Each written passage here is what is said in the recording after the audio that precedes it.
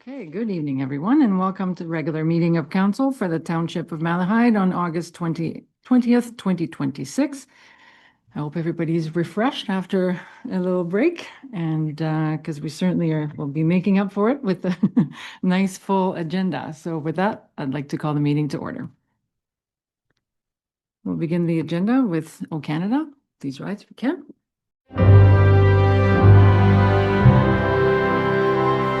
O Canada, our home and native land, true patriot love in all of us command. Car ton bras s'est porté l'épée, il s'est porté la croix. Ton histoire est une épopée des plus brillants exploits. God keep our land glorious and free. Oh Canada, we stand on guard for thee. Oh Canada, we stand on guard for thee.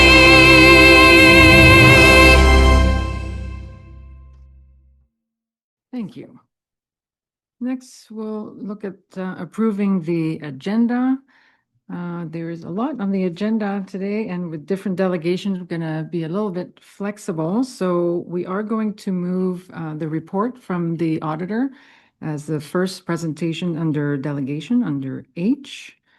We're also going to be flexible with the detachment commander. So he's also giving an update at the BAM council meeting this evening. So when he arrives, we'll accommodate. So we can't totally predict that, but we'll be flexible. We're also going to move, so the presentation related to the environmental compliance application, instead of being in delegation, will be part of the staff report under, just to be specific, under new business. Are there, is that all for the changes that we have to suggest? Anything else? Deputy Mayor Widner? Yes, thank you, Mayor. I just have one, talk about a traffic concern that's been brought to me recently. I'd just like to ask about a report. Thank you. We'll do that under announcement. Anything else? Councilor Wilson? I'd like to commend Mr. Godby on the first echo-free Canada, O Canada, that I've heard, I think, since I got here. That's fantastic. Yeah, no, I'd say it's like, woo, we did it. Practice makes perfect. And maybe we're getting close to not even needing it anymore. So we'll see. Other changes to the agenda? Or additions? With that, then the resolution, please. That the August 20th, 2026 regular council meeting agenda be approved with the following addition and amendment. Section H, presentation by John Van Logenstein, 9608 Carter Road, ECA application be moved to Section K following the staff report regarding this matter. Section H, presentation of interim detachment commander, 2025 OPP report be moved to a later point in the meeting when the interim detachment commander arrives. And Section K, presentation of Rob Foster, Graham Scott Enns, 2025 financial audit and budget performance be moved as part of his part from FIN 2610 and Section E, traffic concern report request. Thank you. Mover and seconder, please. Councilor Serna moves. Councilor Wilson seconds. All those in favor? Motion is carried. Next is disclosure of pecuniary interest. Deputy Mayor Widner. Yes, thank you, Mayor. I have two that under G, the quarter revision for the Woolleyville line drain. And then PW 2630, the Krondyke petition. Hope I said that right. Thank you. Those are noted. So we'll move to announcements. Deputy Mayor. Yes, thank you, Mayor. I've had several concerns brought to me in the past few months. The corner of Glen Cold and Imperial. There's lots of truck traffic parking there and other vehicles, but they're parking on Imperial and it blocks the sight lines. You can't see anything when you try to pull out on the Imperial. And there's been some collisions there. I don't know if it's because of that, but so with council permission, I wonder if we could have Jason bring a report forward and see what we can do about sending that to the county to maybe have some new signage or improved signage or an answer for that. So thank you. Director Godby, did you want to comment? Is that doable? Through you, Madam Mayor, we can certainly do that. Thank you for that. Thank you. I think those were all the announcements, so we'll go ahead with the adoption of minutes. We have the minutes from our meeting on July 16th. Any errors or omissions? Seeing none, resolution please. That the minutes of the regular council meeting held on July 16th, 2026 be adopted. Mover and seconder, Counselor Lewis moves, Counselor Leach seconds. All those in favor? All those in favor? Motion is carried. The next section is for public meetings. So the first one is the meeting of the Court of Revision. So Clerk Adams, could I have the resolution so that council can sit as the Court of Revision? That the council of the Township of Malahide does hereby appoint the following members to sit on the Court of Revision for the Woolleyville Line Drain: Mayor Dominique Giguère, Councillor Rick Cerna, and Councillor John H. Wilson. That the Court of Revision for the Woolleyville Line Drain be called to order at 7:07 p.m. and that Dominique Giguère be appointed chair. Thank you. Mover and seconder, please. Counselor Wilson moves, Counselor Cerna seconds. All those in favor? That motion is carried. So I'll call the meeting of the Court of Revision to order, and I'll note that this meeting refers to the municipal drain, the Woolleyville Line Drain, based on an engineer's report dated May 28, 2026, and the engineers were the Spreets Associates. So is George online to give us a brief outline of the nature of the proposed change works and the related assessment schedule? Yes, you are. Welcome. Go ahead. Thank you. Thank you, members of the court. We have a report here tonight on the Woolleyville Line Drain. The total estimated cost here was $157,400. It was assessed in a modified Todgerman case method, which is typical and an accepted methodology under the tribunal. So as of to date, I have not received any appeals or concerns from landowners. I'm not aware of the municipality receiving any written appeals either. So at this point, I would recommend that the assessment schedule be accepted as presented within the report. Okay, thank you for that. So are there any written comments or objections that have been received? No written comments have been received.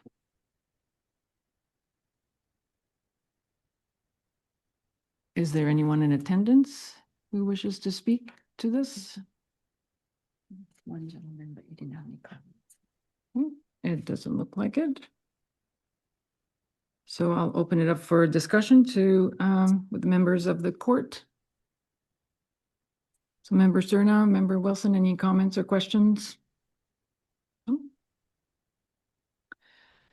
So with that, then I'll invite the members of the court to consider a resolution to either confirm the rates of the presentation by the engineer or to confirm the rates in this case. Clerk Adams, may I have the resolution, please? That the Court of Revision members for the Woolleyville Line Drain do hereby accept the recommendations of the drainage engineer and further does hereby confirm the drainage assessments as outlined in the report of the drainage engineer dated May 28, 2026. Mover and seconder, please. Counselor Wilson moves, Counselor Cerna seconds. All those in favor? The motion is carried.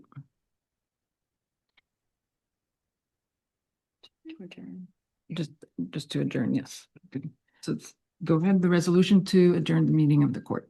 That the Court of Revision relating to the Woolleyville Line Drain be adjourned and the council meeting reconvene at 7:09 p.m. Mover and seconder, please. Counselor Cerna moves, Counselor Wilson seconds. All those in favor?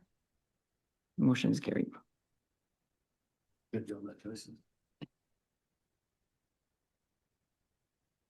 The next item in this section is a public meeting for a zoning bylaw application. And we're starting with the Van Gorp rezoning. Can we call this meeting to order with the resolution, please?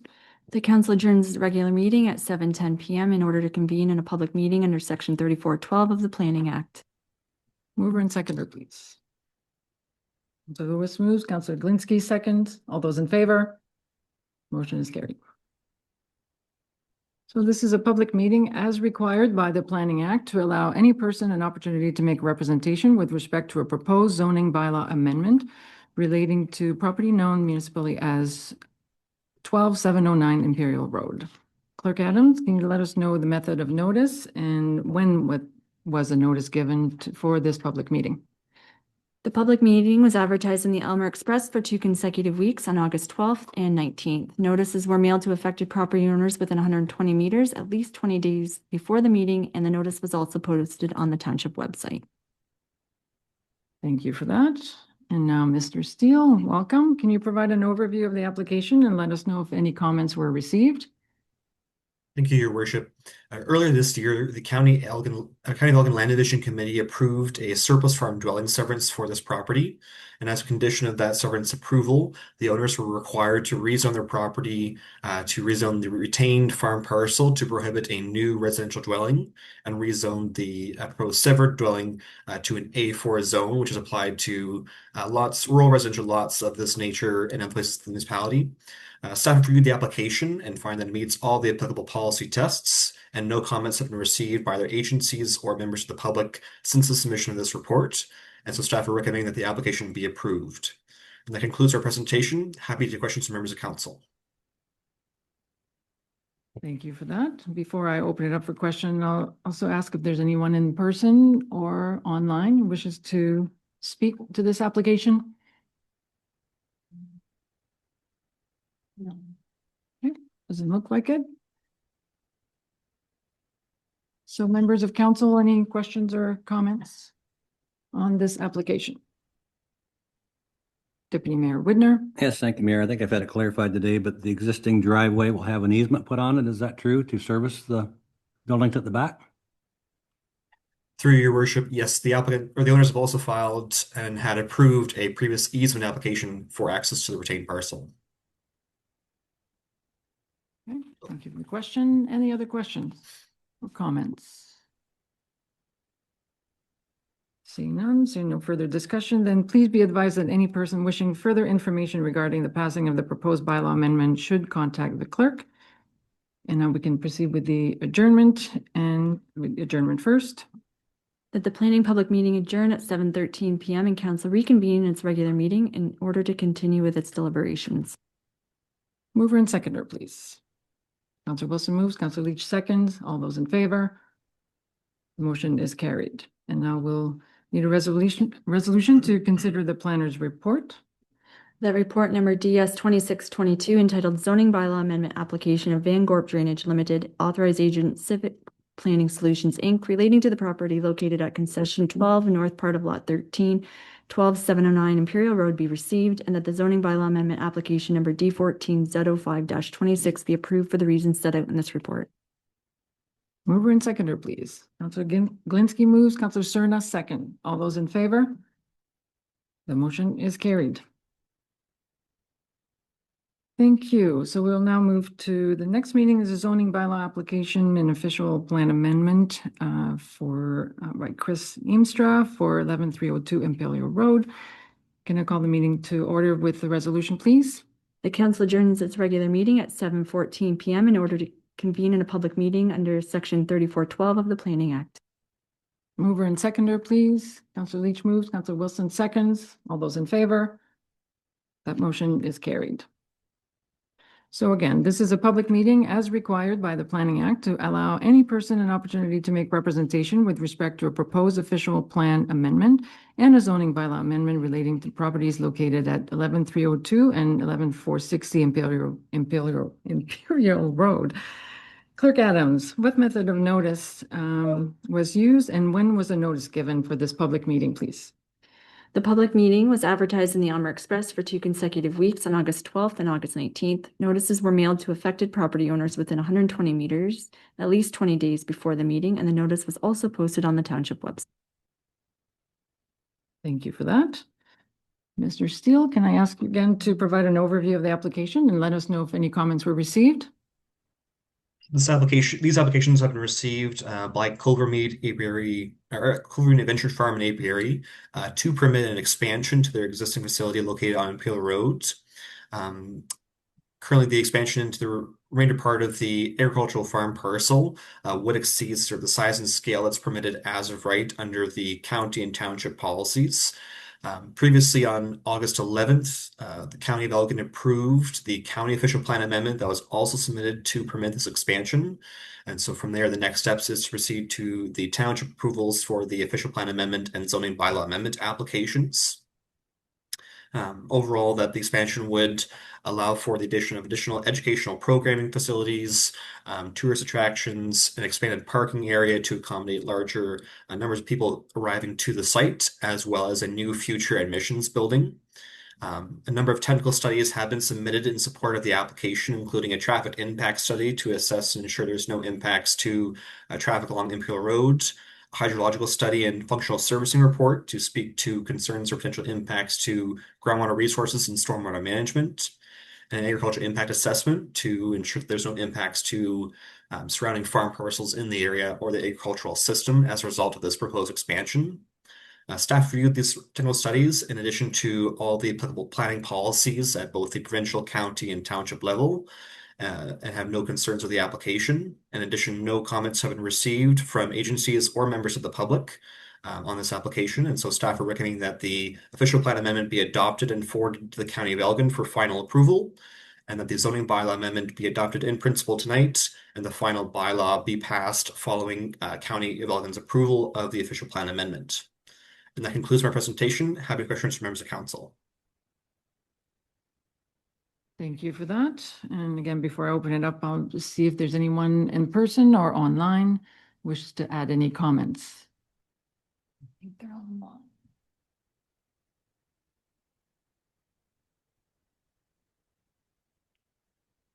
Oh, I see the agent. Did you? Yes, please go ahead. Welcome. Anything you'd like to add? Good evening, Mayor and members of council. My name is Ruchika Angrish. I'm the planner for Clovermead Adventure Farm for the owners representing here. Staff, we have worked with staff over the last several months to bring these applications in front of you, and they have done a great job in the staff report. I'm here to answer any questions if members of council or any public members have. Thank you for that. So with that, then I'll open it up to members of council for any questions or comments regarding this application. Councillor Wilson. I just have, I guess, more of a comment, and basically anything we can do to help this place along. It's a huge attraction in the township, and more power to them. Thank you for that. Any other comments? Deputy Mayor Widner. Thank you, Mayor. I totally support this project. I mean, he's getting over 100,000 visitors there a year. It's the biggest tourist attraction in Elgin County. So, and barring the bypass going through his place, I think he'll survive well and do a great job. And it's a real asset to our community. The cars that are parked there and the families that come. I mean, you'll be off someplace and they don't know where Elmer is, but well, I'm near Clovermead. Oh, I've been there. You know, it's really amazing. So he's done a great job. So hopefully we can approve this, and I would move that. Any other comments or questions? Thank you for that. And certainly I can echo, and when there was a discussion at the county council meeting, it was very well received, and it's nice to, whatever we can do to move this application. It is quite the process, and we appreciate everyone at Clovermead working hard also to make this happen. But yeah, definitely a gem that we want to enable as much as possible. So if there's no further discussion, then please be advised that any person wishing further information regarding the passing of the proposed bylaw amendment should contact the clerk. And so for now, we'll adjourn the meeting. That the planning public meeting adjourn at 7:19 and council reconvene its regular meeting in order to continue with its deliberations. Mover and seconder, please. Deputy Mayor Widner moves. Councillor Leach seconds. All those in favor? The motion is carried. And I'll ask council for consideration of the planner's report. The report number DS 26-23 entitled Official Plan and Zoning Bylaw Amendment Applications of Chris Heemstra relating to the properties located at Malahide Concession 8, Part Lots 11 and 12, and RP 11R 10490, Part 1, and Malahide Concession 8, Part Lot 11, RP 11R 10261, Part 1, 11302 and 11460 Imperial Road be received, and that the official plan amendment application number D09 OPA 01-26 be adopted for the reasons set out in this report, and that the official plan amendment application number D09 OPA 01-26 be forwarded to the County of Elgin for approval, and that the zoning bylaw amendment application number D14 Z01-26 be approved in principle for the reasons set out in this report, and that the final passing of the zoning bylaw be deferred until the official plan amendment is approved by County of Elgin. Thank you. And I think Deputy Mayor Widner has moved this resolution. Do I have a seconder? Councillor Cerna, all those in favor? And that motion is carried. Thank you. So now we can move to section H, and as per our amended agenda, we'll begin with the financial audit. Mr. Foster, welcome.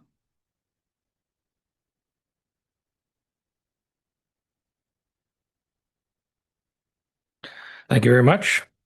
I think that last zoning had more numbers in it than these financial statements did. So that's congratulations, Elson, and beating me in that regard.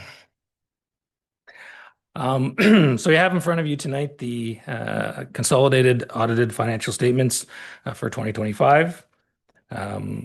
So if we could go to our page 2, which is our independent auditor's report. So this is our I guess stamp, so to speak, on the financial statements. The statements themselves are management's. But in our opinion, the municipality's consolidated financial statements present fairly in all material respects the financial position of the municipality as at December 31st, 2025, and the results of its operations, its cash flows for the year then ended in accordance with Canadian public sector accounting standards. And assuming they're approved tonight, we do have to date them up to or audit up to the point that they're approved by council.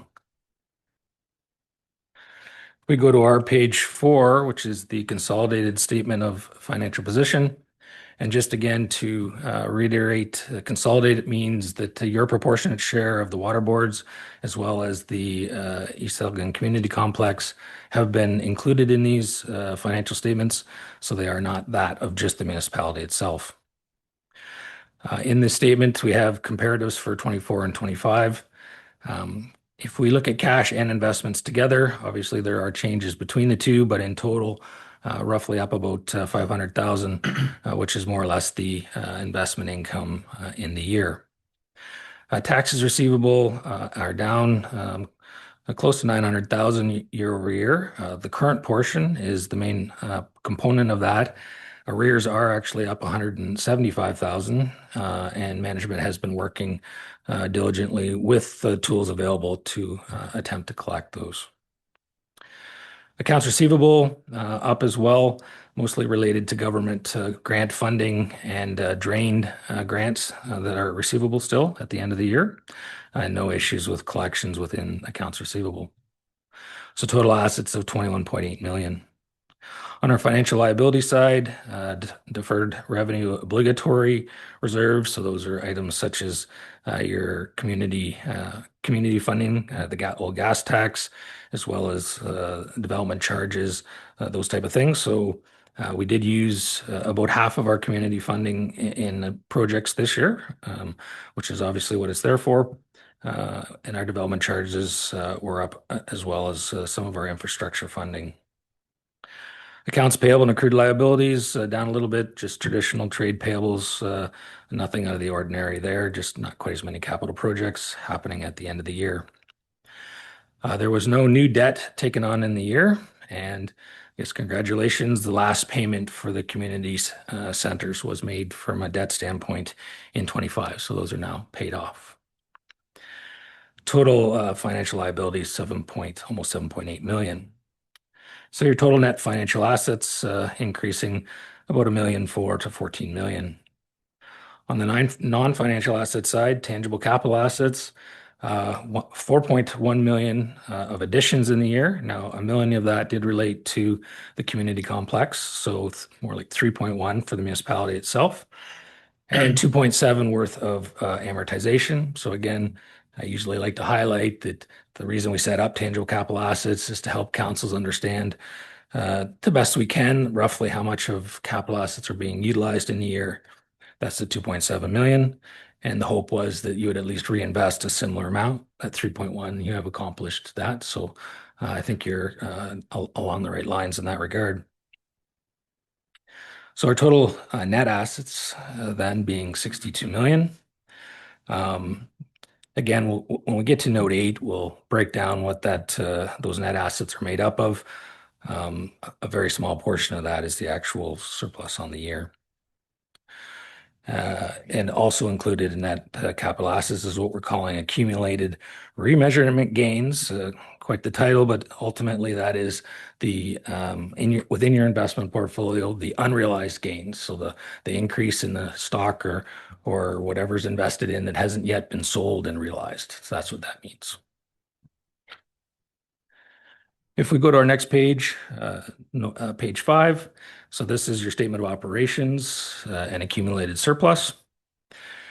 We have budgeted numbers, actual for 25 and actual for 24. Keep in mind the budgeted numbers, which note 14 will reconcile, but you note that they don't come to zero. For the Municipal Act purposes, your current fund operations was budgeted for 0.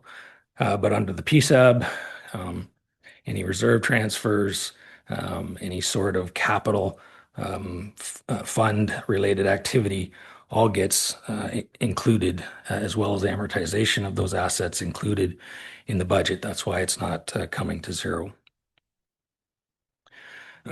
So also highlight maybe some of the differences of budget to actual. On the property tax side, commercial subs were up a little bit higher than what we're budgeted for. User charges, fire recoveries, and facility rentals were one of the main reasons we're above budget at that particular point. Under local improvements, we do have municipal drain activity is included within that category. That's not budgeted for because it is to be funded by the benefiting landowners. Under government transfers, we did utilize through capital some of the gas tax funds, 347,000.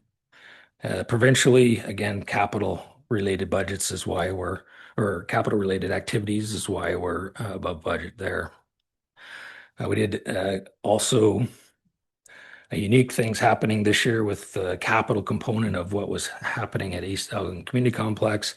It's not your funding isn't a capital expenditure within your budget, but it is within theirs. So we're seeing a little bit of an oddity both under other municipalities as well as under rec and culture related to that capital funding in the year. Investment income, the portion above budget was expected to be transferred to reserves, I believe. So that's why we're seeing not as much budgeted in that particular area because of the fact it was supposed to be transferred to reserves. So total revenues of 20.5 million versus 17.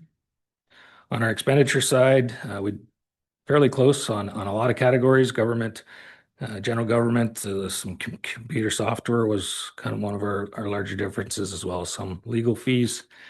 Transportation services, we had winter maintenance, fuel, those type of things that were taking us above expectations. Health services, our maintenance were under what we expected. And then as I'd mentioned in recreational, that's that little oddity with the funding of the capital at the complex. Under planning and zoning, mostly wages and consulting savings. And then under agriculture, that is, again, those municipal drains. The good news is we'll start moving faster. So we get into our net change in net financial assets. So this is basically taking our surplus for the year, subtracting off any acquisitions, adding back amortization to come to the net increase of 14 million. We did discuss the remeasurement gains, so we realized and continuity of realized and unrealized, bringing us down from 686 down to 540. So we did realize some of those previous year's gains, unrealized gains. And our next page, statement of cash flows. Again, takes us from an accrual back to a cash basis, a 2.6 million surplus, again, adding back amortization. So a cash flow of 5,198,000, pretty similar to the previous year. And then we see where we've used those various cash flows, mostly in our tangible capital assets. Now get into the notes to the financial statements. So no changes to accounting policies coming in the current year. So I think we can flip forward all the way to our page 17, notes 3 and 4. So these are investments, just breaking down what they're invested in, our costs versus our markets. So that's where we're seeing that unrealized gains by category. Page 19, note 7. So that's the breakdown of the various tangible capital assets. Won't get into much detail of that, but that is the breakdown of the various categories and what was where the additions were in the year.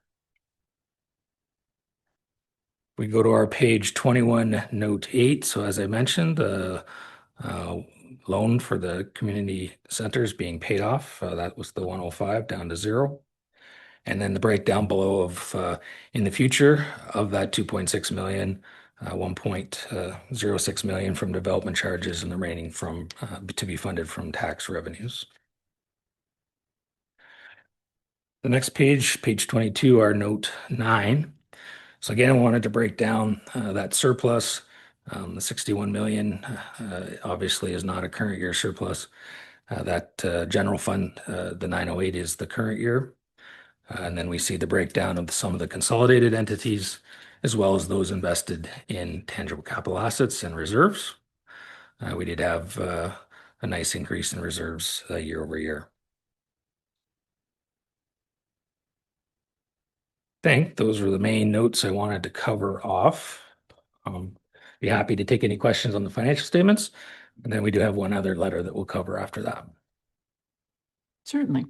Thank you for that. So we'll open it up for comments or questions to our auditor. Councillor Cerna.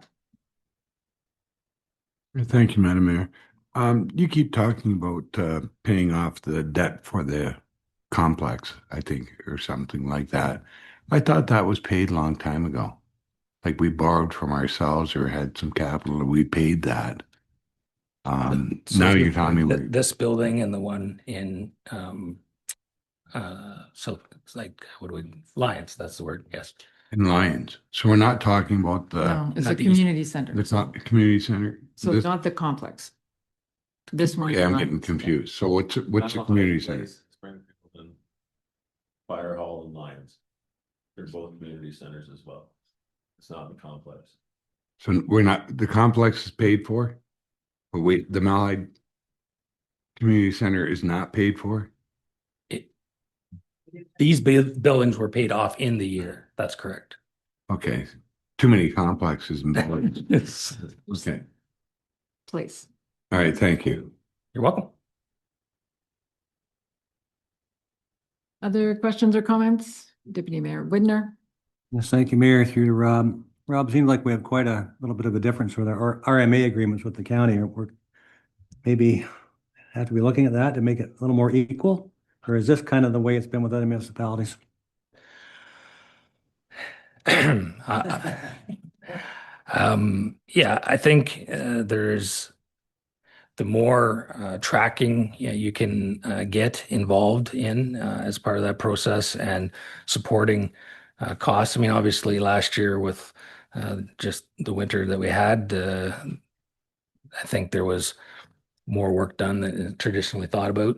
You know, anytime you're working with other municipalities or levels of government, you know, I think the more you can support your position. I think you have excellent record keeping. I think that would be the approach to take, is showing, where you're expending over what's being predicted or what's being paid for, and try to support a change going forward. Follow-up? Yes, thank you. So we should be in the tens of thousands of dollar difference probably instead of the hundreds of thousands of dollar difference. That's a lot of money. Yeah, I mean, at the end of the day, when you're trying to draw up an agreement that encompasses a large number of assets across multiple municipalities, you're always going to have some differences. There's no doubt about that. But we talk about materiality in our world. Was it dramatically different than what was expected? Those numbers tend to be, I would say, higher than just a miscalculation on how the program was put together. Like potentially there is some changes needed as the environment has changed over the years.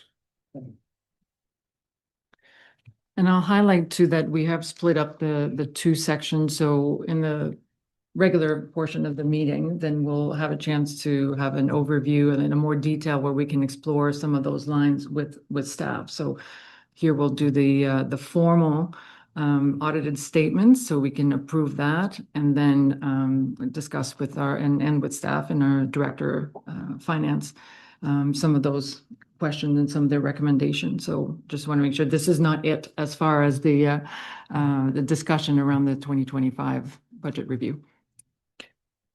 So any other questions on any other comments? And I know we have to talk about the other letters. Any other trends or things that you're happy to see that are going the right direction or less happy to see? Any advice? So again, I think the municipality continues to be very close to budget, doing an excellent job of monitoring. You've put yourself in a good position. If there is funding available for a project that is needed, you have the financial net assets to support that kind of application. Reserves seem reasonable for the size of the entity, as well as the capital that you're looking to replace down the road. So continued to do an excellent job in that regard. And I will also comment, I did review the Director of Finance's report. His, as you say, is much more consistent with the way your budget was prepared. So carefully said, might mean a little bit more than my financial statements, which are on a consolidated basis. But I do support the report as far as there wasn't anything said that would be different than what I was expecting to say here tonight. Good to hear. And I'll also express my appreciation for and accommodation as we went through a transition with a new treasurer, and congratulations on accomplishing this, but also your patience as we transitioned. Yes, definitely stepping obviously in at the end of the process is more difficult, but we had very good support, very good conversations. Good thing to say so far, if that's any consolation. Yeah, and then the only other comment is our other letter. So this was our kind of notes or comments on the physical financial statements.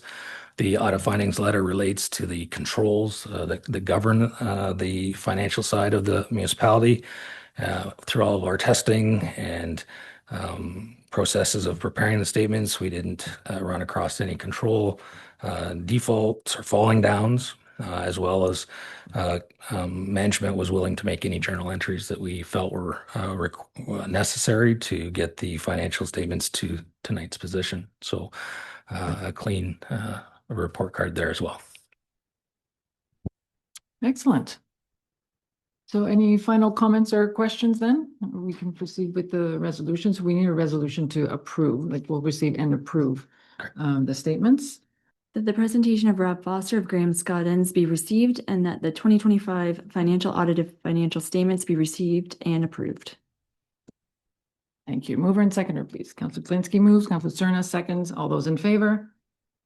And that motion is carried. Thank you so much. Thank you very much. Well, it's as if we had planned it and timed it perfectly, because you're actually next on the agenda. We were gonna just kind of take you when you arrive, but it is your turn on the agenda. So Detachment McNorgan, welcome. Looking forward to hearing about the 2025 annual OPP report. Give me a gun, but I can't turn that on, right? So, It's just for the people online. yeah, oh, perfect. Good morning, Madam, or good evening, Madam Mayor and members of council.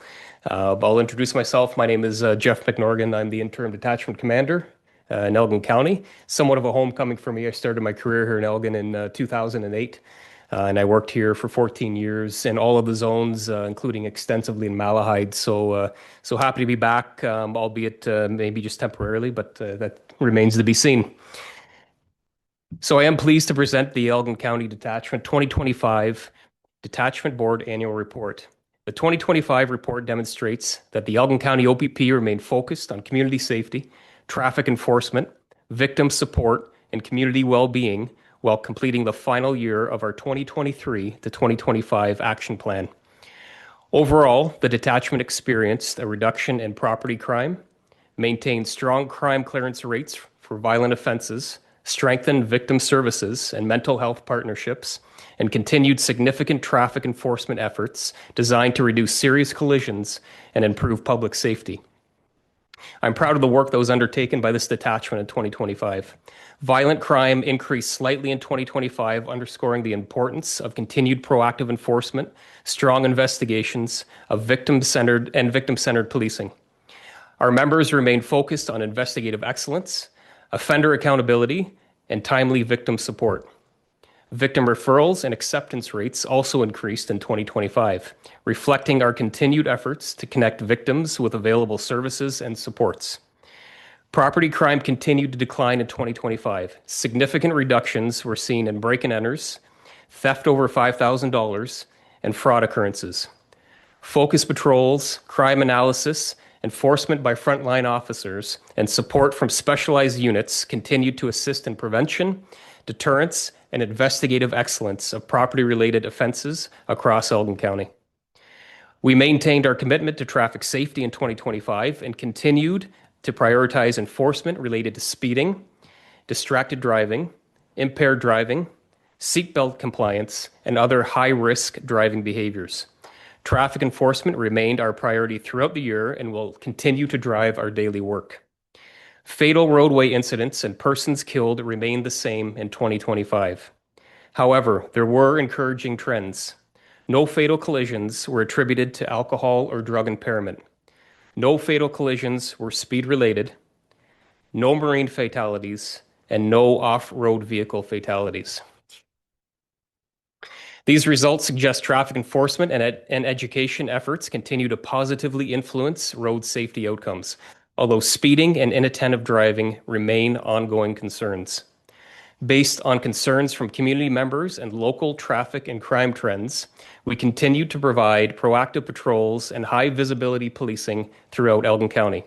Community patrols remained an important part of our approach to reassurance, engagement, and deterrence in the communities we serve. We continue to strengthen our operational effectiveness through the use of technology. Elgin County is now utilizing body-worn cameras, in-car camera systems, and automated license plate recognition vehicles to support the collection of evidence, increase transparency, and enhance both public and officer safety.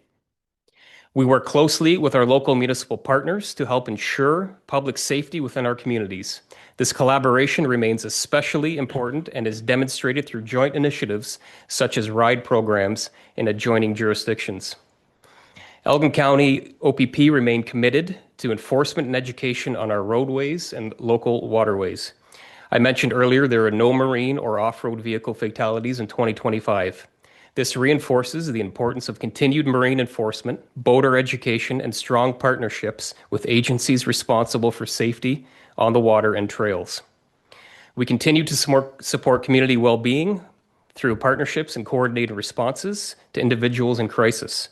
We implemented a more robust mobile crisis response team schedule, or MCERT, with longer hours of coverage and increased capacity with our partner policing agency.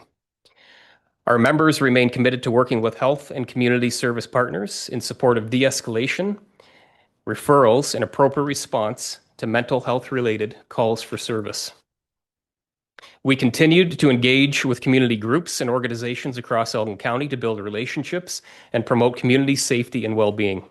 These efforts included outreach, education, and attendance at community events while continuing to support positive relationships with diverse communities, youth, and seniors. These initiatives support public confidence, crime prevention, and relationship building throughout Elgin County. We supported the ongoing development of our members through training, operational learning, and continued professional development to ensure our detachment remains prepared to respond to evolving community needs and policing demands.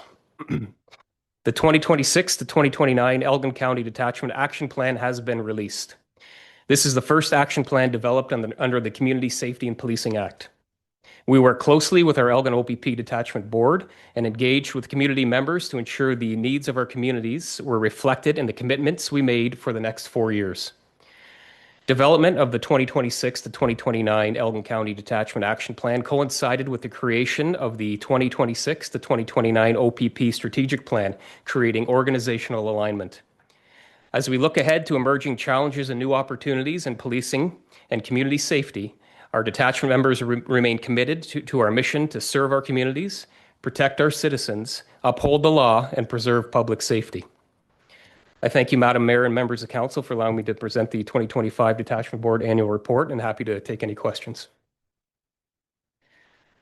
Thank you. Again, just for reference also, I'll remind everybody that the data from this report was in our correspondence package from July 16th. So if anyone's looking for those numbers, that's where this report is and this overview is coming from. So I'll open it up for comments or questions. Councillor Leach. Thank you, Madam Mayor. Through to Commander, thank you. I was looking for the right title. It's very positive that numbers are stable or coming down in certain areas. For your detachment, if you're not able to answer, that's okay. Are officers in areas located to those areas, or do they float across the entire Elgin detachment? So like if someone was policing in Malahide, would they do majority of their policing in Malahide, or would they be like in West Elgin as well? Yeah, thank you for the question. When we do our what we would call our log on to assigned zones, yes, we do have members that would be directly assigned to Malahide. That said, the good thing about the OPP and our detachment is that it is borderless. So if Malahide needed additional help because of a significant call, then it is not uncommon for a BAM or a Central Elgin or South Wold member to come and support, and vice versa. Thank you for that. Follow up? My question was such because I know that there are trends that can be seen, and if there are established patrols, then they would be able to pick up on more things that were happening than someone who wasn't familiar with the area. So thank you. And thank you for that. And I can follow up to that. So we do use our operational analyst to identify trends across the county and including specific to all the municipalities. And when we do find concerning trends, whether it's traffic related or crime related, we will stand up what we call a focus patrol. So where we're telling those officers, we want you to patrol in said area for said issue. Thank you. Other questions or comments? Councillor Cerna. Thank you.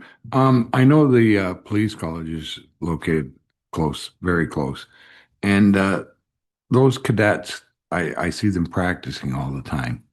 And it would be advantageous for us because we always have problems with speeders in, say, the Amish safety zone and things like that. If they could be more visible in those areas, because you can't see when you see a police car, whether it says police college on the side or OPP. And if we could get them to maybe stay in those areas where they're needed, or if you could get them to practice on actual people that are violating the law, Like, I mean, rather than them pulling over a fellow cadet, I don't understand why they can't practice on the real offender. It doesn't make any sense to me. Rather than pull their buddy over and pretend, pull a real offender over. Like, no sense practicing writing a ticket out. Do the real thing. I mean, that's just a suggestion, but you're killing two birds with one stone. Don't practice writing a ticket out. Write the real thing out. Thank you, Councillor, for the comments and suggestion. I would hazard a guess that they have to practice on their own members because they're not quite allowed to. They don't have the authority yet to pull a vehicle over or issue any tickets, as they still are in training and they're not sworn officers yet. But I do understand where you're headed in terms of the visibility of a vehicle that looks like a police vehicle. That certainly would be more on the Ontario Police College side to determine where it's safe for their members to train that way. Again, what I can commit to is for our members, when we continue to receive complaints from a certain area, and I encourage that from the public to let us know, because it takes all of us for public safety and traffic safety to let us know that, and we can direct our members and our traffic unit to tackle that the best we can. Thank you for that. Other questions? Deputy Mayor Widner? Yes, thank you, Mayor. Through to the commander. Thanks for bringing the report forward. I was part of the Malahide Safety Committee, and Jeff Bowmaster used to bring us reports, but I guess, and you guys didn't do this, but some government groups said you can't bring this report.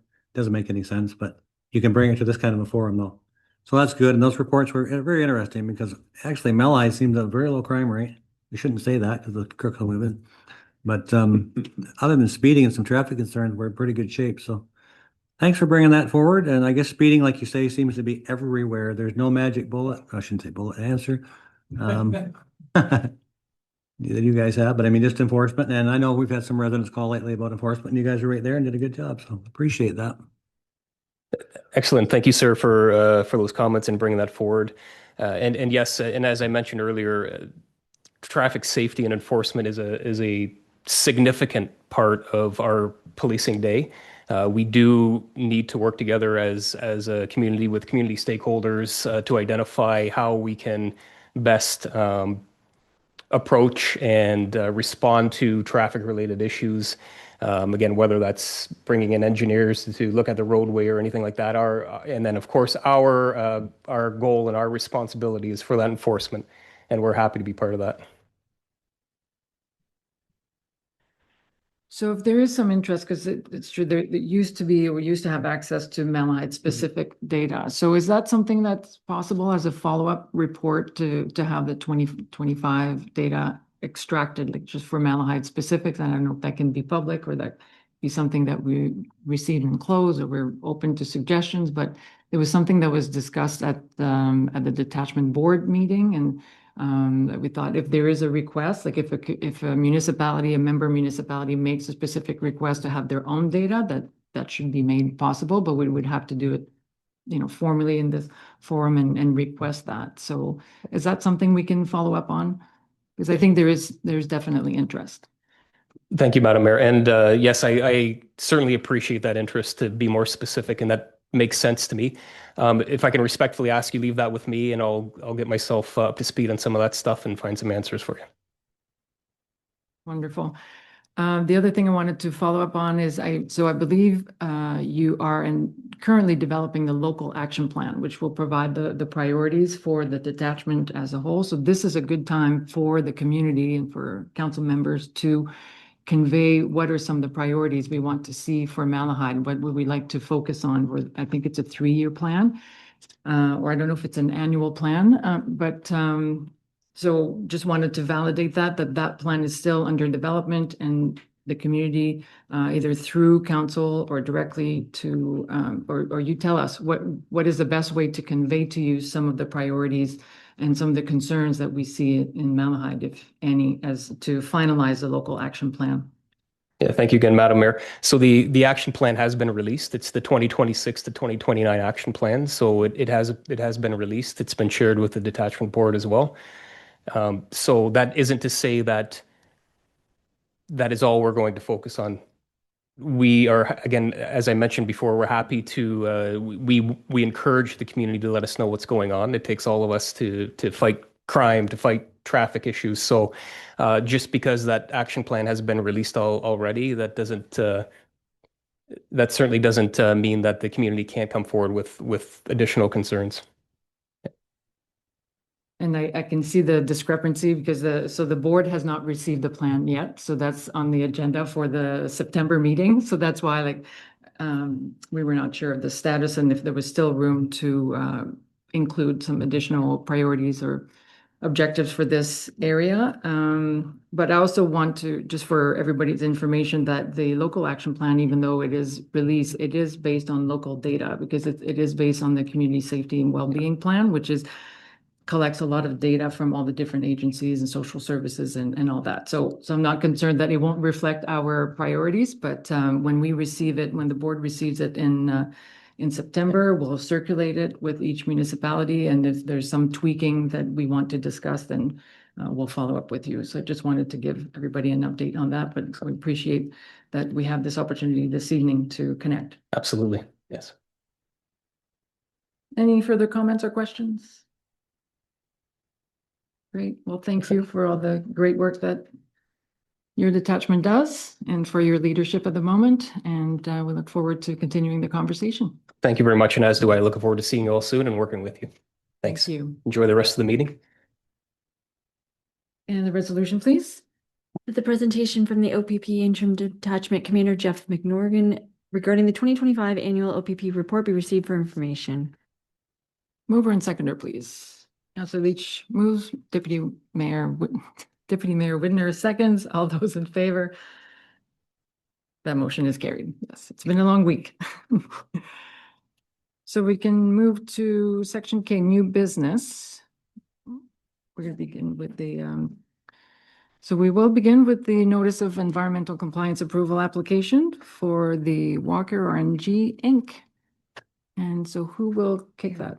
So Mr. Steele. Are you back online? Thank you, Worship. Just for clarity, is council to have the delegation first and then staff provide any additional comments after the delegation? Okay, so I think the preferred sequence is I will start with your report, Mr. Steele. Thank you, Worship.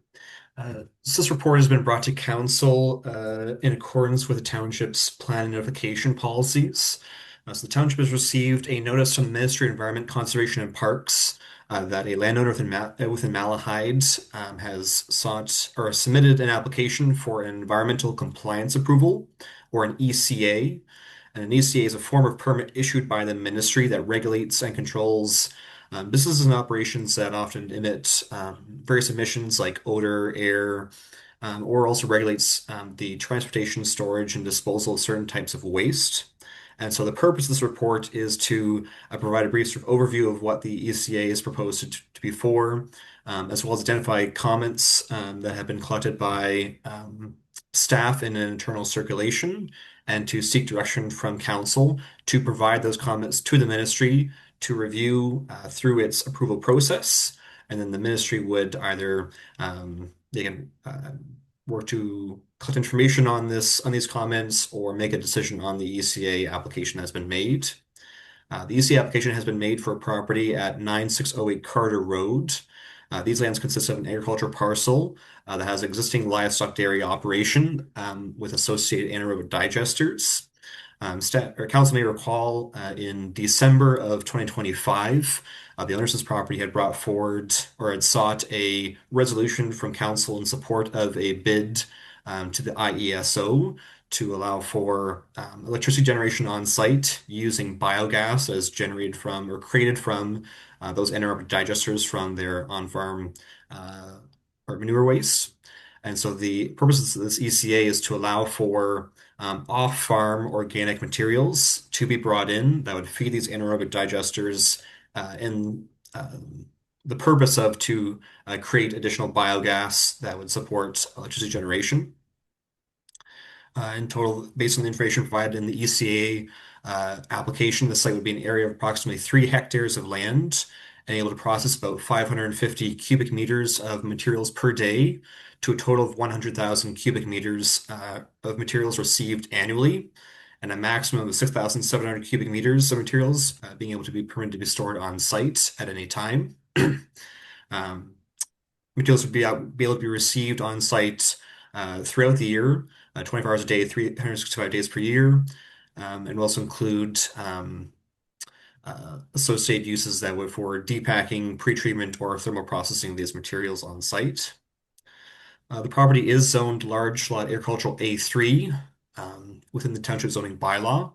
The township zoning bylaw does have a specific definition of a waste disposal facility, being defined as any land that's licensed through an ECA, which there is waste being transported to, stored, or processed on site. These uses are only permitted by way of site-specific zoning bylaw amendment application. And so staff were anticipating that if the ECA has proved that there would be a zoning bylaw amendment required for the use on site. Additionally, staff had noted sort of general comments or concerns relating to stormwater management for the proposed operation in terms of sort of how the quality of stormwater is maintained since there is waste that be arriving on site. Potential concerns regarding to traffic impacts. So staff have no concerns of the number of trucks that be arriving and if there be any impacts to township roads as a result of that increased traffic for this additional use. And additionally, in terms of how odor is potentially being mitigated for the storage of waste or organic waste on site and how that is being managed or controlled or mitigated. I will note that this is not, again, a decision being made by Township Council on to approve or deny this development, but rather is staff are seeking direction from Council to provide these comments to the ministry through their consultation window, of which that we'll be able to further participate in the ECA process. I would also note that staff are sort of more than open to willing to working with the ECA and the applicant to address these comments and questions moving forward through the ECA process as well. So this is sort of not necessarily the final end of this process, but rather just the township seeking to participate and ensure that we are able to provide comments as part of it. Perhaps with that, I'll conclude my presentation and happy to questions from members of council. Okay, thank you for that. And so we also have two more presentations. I don't know if you have immediate questions or comments for Mr. Steele, or do you want to wait for the other two presentation? We'll finish hearing the whole thing. Okay, so with that, then I'll turn it over to you for your presentation, please. Give them to Councillor Wilson. I'll pass them along. And when you're ready, remember to use your microphone. Thank you. Well, thank you, Madam Mayor and councillors, for the opportunity to present the following information on the J&L Walker existing farm operation and the opportunity that we have to expand the renewable gas production from our digester facility at site there. So we want to emphasize what exists today on site. There's an existing large-scale dairy operation on site today. We have an existing nutrient management regulated digester on site today. And the existing digester is already permitted to receive 40,000 cubic meters of the same material that we're looking to receive under the ECA. In the last couple of years, we built a new feedstocks processing building at site. If you've driven by, you'll see the big building there. That follows like the most prescriptive way of receiving material under the Nutrient Management Act. It wasn't a requirement to do it. We wanted to do it because we thought it was the best thing to do on site. We've also installed extensive odor management on site for the digester. So we take all of the air from the headspace of our organics receiving tanks and from that building, and we process it through a biofilter. And I'm going to say it is the most extensive odor management system on an ag-based facility in Ontario and likely Canada. So that site was built following the nutrient management regulations. The nutrient management regulations are a permit by regulation type program. So they set out certain prescriptive requirements. And if you meet those, you get the permit. So they set those requirements quite high. So from a siting perspective, our site is located greater than 450 meters away from the nearest odor receptor. And we're one of the first facilities permitted under those new rules where they expanded the distances. So we're already set back further than if we had gone under like an ECA process to begin with. And the site, it's already producing 180,000 gigajoules per year of renewable natural gas. To put that in perspective, it is roughly the equivalent of 4.8 million liters of diesel fuel a year. So our ask really is to make better use of our existing infrastructure and the manure volumes on site. The site processes or the site generates 100,000 meters cubed of manure, and we are looking to utilize that manure versus the off-farm material to produce more renewable natural gas. So this is an existing agricultural facility with the opportunity to deliver more renewable energy, more nutrient recycling, and therefore more local value. The ECA is not a strategic choice to become a new type of operation. It is the provincial approval path once the existing RMADF exceeds 40,000 meters cubed of off-farm material, which is the cap within the nutrient management regulation. So that is the pathway that is required to be followed. And we did get some feedback from OMAFRA. Some of their comments and some other supporters of this project have provided comments, and we've included it as attachments at the end of the presentation. But there's a snippet from OMAFRA here talking about how the ECA is the appropriate pathway. So what changes? The new approval does not mean a new facility. The approval category is changing, but the underlying agricultural project and the site context remain exactly the same.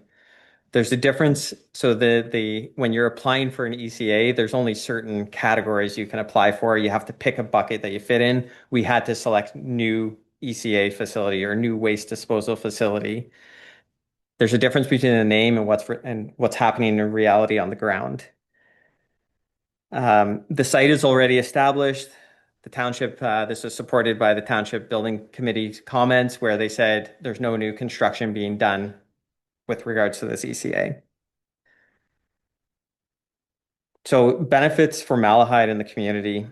We think that there's numerous local benefits that the project already provides and will continue to provide in an expanded form.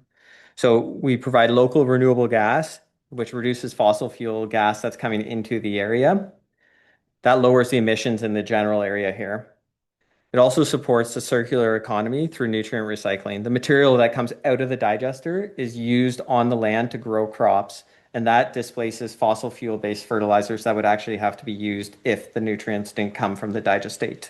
The digestate is the product that comes out of the digester. It supports a strong rural economy, supports local jobs, and keeps energy dollars in Ontario. And it adds, like from EPCOR's perspective, we got some comments from them. They're the local gas utility here. It adds local supply diversity. It supports their ability to meet customer gas demands, and it provides energy reliability. So we received some independent context from OMAFRA, EPCOR, and the Canadian Biogas Association in relation to our application for an ECA. So from OMAFRA, what their context provided was that the ECA is the appropriate path if we want to go above 40,000 cubic meters of off-farm anaerobic digestion material. And the other thing that they provided is that the expanded facility would still be considered a mixed anaerobic digestion facility in the Nutrient Management Act. And as long as we keep the material at a 50-50 blend, so 50% off-farm material, 50% on-farm material, the end product, the digestate, is considered an agricultural source material. So that's exactly what we're trying to say. This is an agricultural facility. OMAFRA recognizes the material that we produce as an agricultural source material. EPCOR provided some comments on the local energy system and the benefits that it's provided. So we've worked hand in hand with EPCOR for the last 3-4 years, ever since this project became operational, and it provides support to their gas system. Prior to us being there, the majority of their gas came from Enbridge, and it came from the fringes of their territory into the center, the biggest user being Aylmer. And so they're bringing gas in here. They would run into low pressure situations in Bayham, other areas, because the gas couldn't get pushed to those areas. And they had certain limits as to what Enbridge would provide. The gas that we provide, it comes into the center of this area and then gets pushed out to the different users. So it balances their system. It's also a very dry gas, very clean gas. And they've indicated that it provides, system stability. And they also like that it reduces the use of fossil natural gas within this area.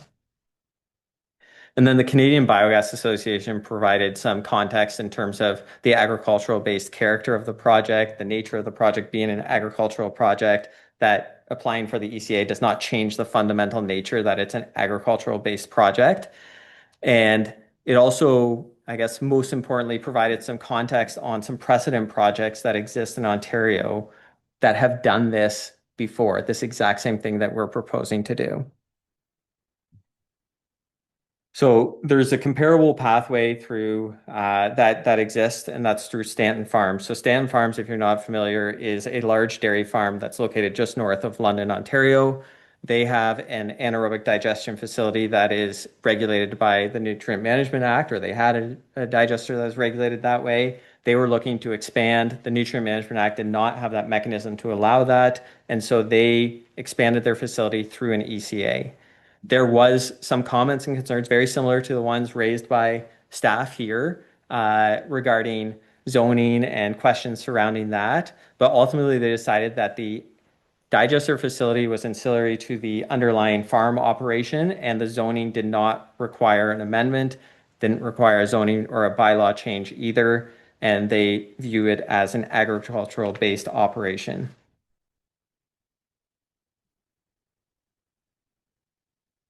So I guess in summary, what we are looking for here is, or not what we're looking for, just in summary of what I spoke about here, I guess.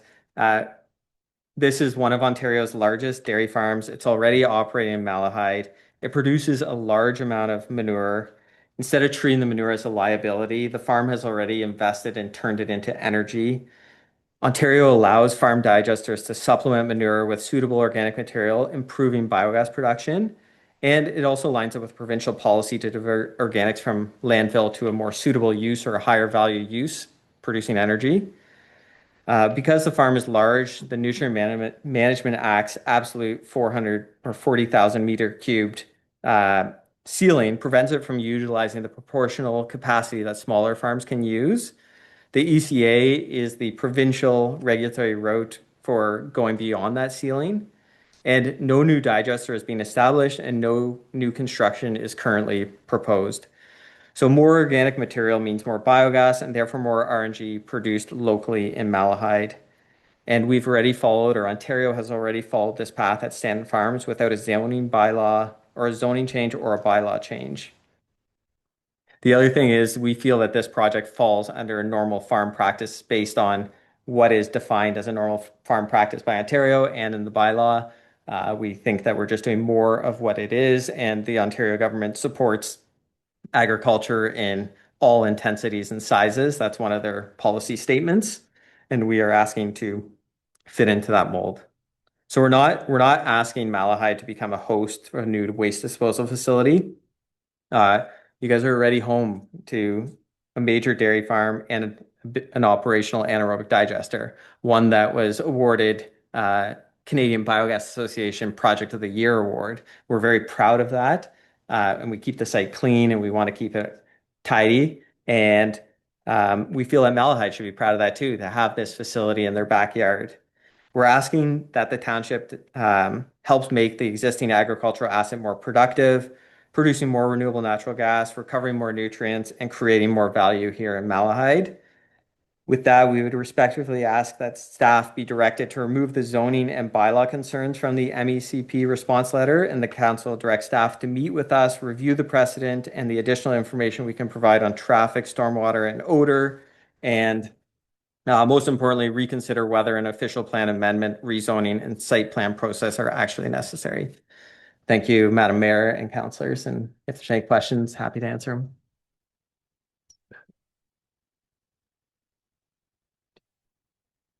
Okay, so thank you for that. And like I said, we'll wrap up. I think we have, Stephen will add sort of kind of overview, the wrap up overview, and then we'll open it up for a full discussion. Thank you. Mr. Troy. Thank you, and through you, Madam Mayor. Firstly, I just wanted to commend Walker Farms for all of their work and growth and success in Malahide. We really do recognize them and their economic impact in the area. I just wanted to give an overview of how we came to this, and really what happened was we initially got a correspondence from the Ministry of the Environment, and basically in their letter they asked, can you please provide, looking at the proposal, whether or not, as it's proposed, does it fit in with the current zoning? So the one thing I just did want to point out was that, because we do circulate this to our various development services departments, within the proposal summary, it does use the term waste disposal site twice. So I think that it's fair to say that our interpretation, because it was being used, that it's not out of the question to interpret it as such. And we do have very specific zoning prescriptions for waste disposal sites, which is basically where the rest of the planning approvals hinges on, which are the prescriptions that Eric had mentioned there. So with that being said, we were given a very short timeline even to review it, and we did want to bring it to council to direct what comments would be given or not. So we did have to ask for an extension, and the ministry also, rather than giving us the proposal, has us requested from the proponent. So John, thank you for providing that information. And then lastly, what I just wanted to clarify with regards to the report, really like what it's not doing. The report's not objecting to the issuance of an ECA.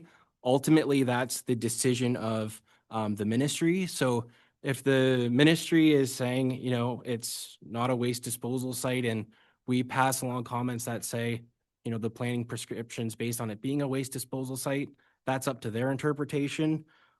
Secondly, the report doesn't recommend approval or denial of the proposal. Realistically, the proposal wasn't formally brought to us to approve or not approve. Like Eric had mentioned, we'd likely see that after the approval of the ECA, where if there were things that needed to be addressed, we could go through that with Walker Farms. And lastly, the report doesn't constitute a decision on any future planning applications that may or may not be required. So I hope that clarifies things a little bit, and I think between all of us, we can answer any questions that people have. Okay, so lots of information. I was going to say to digest, but okay, no pun intended. So yes, so to clarify then, the resolution we're looking for council is to direct staff to submit comments.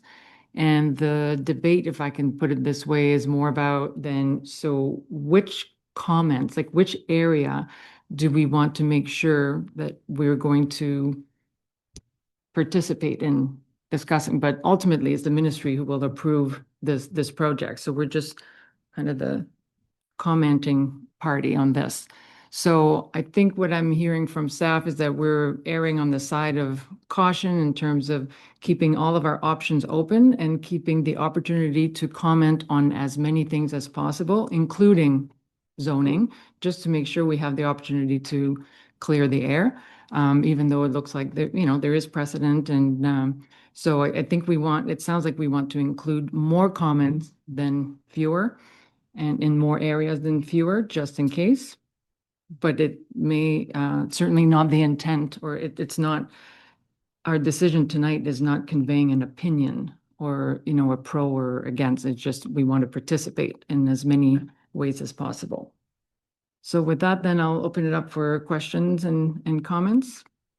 Councilor Wilson? Through you, Madam Mayor. The way the facility is working now, I think, is fantastic. The things that sort of, I guess, made me go, on the report was the waste disposal site. We're getting organics. If it's manure from other farms, that's one thing, but it's organics received from anywhere in the province. That's just sort of what might be going in there. I don't know how they operate. If it's just more manure from other farms around, that's one thing. If it's, human solids from some other site, then that's, not good. I don't think that that's what's happening, but without clarification, it's open to interpretation. So that's all my concern is. And if it's being environmentally friendly, it doesn't make sense to me to truck it in from anywhere in the province, because that's not really environmentally friendly. If it's from our other local farms and like local, and it's just more manure, then that's not like, it's not an issue. But it's that organics from anywhere in the province. What exactly does that mean? That's the part that I question. Yes, please, if you can come to the microphone, if you want to provide a little bit of clarification on that.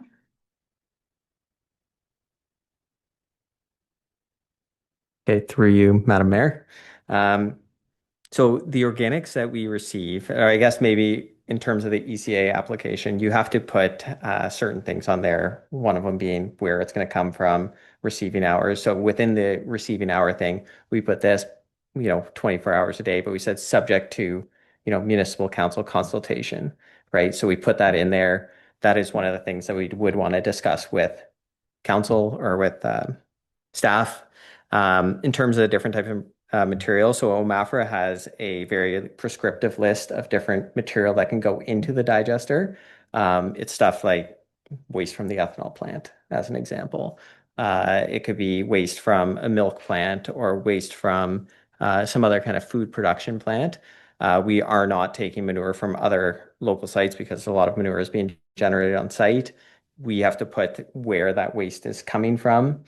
The general way of doing the ECAs is you just say from Ontario, because it's very hard to predict where exactly it's coming from, but economics would dictate that it would not come from Ottawa or, the other side of Toronto. It's all, local to this area, because trucking is what kills it really in terms of price and cost and everything like that. So there is there's an advantage to being in this area because there's a lot of food production in this area. And we see it as value add because we're taking that waste and we're blending it with manure, producing gas, and then putting it back on the land to produce more food products. So it's kind of food waste that comes from food processors. So it's pre-consumer stuff. We are not taking human body waste or any of like the SSO type materials that's like a dirty waste. We're taking clean kind of organics. We had a facility out by Kingsmill that took scraps from Cuddy Food, and it wasn't very sweet going on the fields, I can tell you that. And that's sort of one of the things I'm concerned of, just for the interpretation. It was, fat and whatever they don't put in a chicken nugget, that's what they put on the field. And holy, did it stink. And it happened once and they shut the place down. Yep. So that's sort of where some of my concerns are going. But if that's not going to happen, and I don't know how these things work, but that was just sort of the direction of the concern. So I can provide a quick follow-up. So the anaerobic digester, so we're receiving it and then we're putting it into a tank to digest the material. So we're basically taking the energy out of that organic material, the stuff that smells, we're taking it out. The product we end up with is very similar to manure. It's thinner, it's more nutrient available to the plants, but it's not like we're taking the product that we receive and putting it directly on the land. It's going through a process before. So for sure, like that is not a ideal pathway to put the stuff directly on the land, because it will smell, it will not be available for the plants. It's not the preferred way. The anaerobic digestion is a very proven method of extracting the organics from that, or extracting the nutrients, or extracting the energy from that material, and then getting a nutrient-rich fertilizer product. And it's like very, the odor is not an offensive odor of the product that comes out of it. Just while you're there, then being that we're only looking to comment and just to send comments and not approve the whole project, it sounds like you already have a very good case that you're making to the ministry. So what is the risk that you see in us just flagging? So, we're not stating this is a problem or this isn't right. We're just flagging areas that we want to further discuss or explore, keeping in mind that zoning is also the municipal discretion. So is there a real risk considering you have such a good case? So could we be safe on our side and cover all bases, keeping in mind that chances are, based on your business case, it won't affect your chances of being approved? So I think we're maybe going to jointly answer this question. Okay, but I'll start. So I would say, one of the important things is that the zoning is appropriate for the ECA. They're not going to want us approve an ECA that is not in the proper zoned area.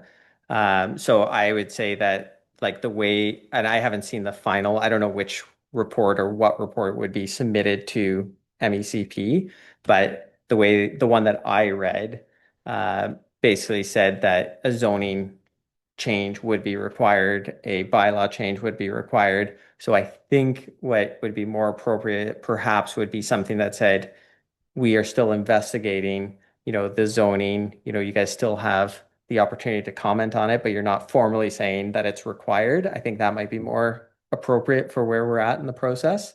And we would love the opportunity to kind of engage with staff and anyone else to kind of go through what we're planning to do. So that's my side.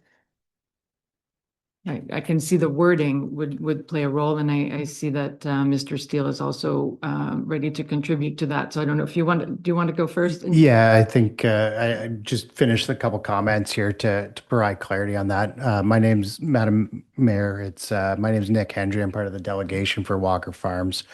I'm with Stonecrest Engineering. I'm the engineer that's looked at a lot of this and work on approvals for anaerobic digesters across the province. And managed to obtain the environmental compliance approval for Stanton Farms, the comparable facility that we would use as an example here. And the question comes is what happens when the letter goes in, like what was drafted in the draft staff report. And it's basically exactly as John said, everything comes to a screeching halt until all the required zoning amendments are completed.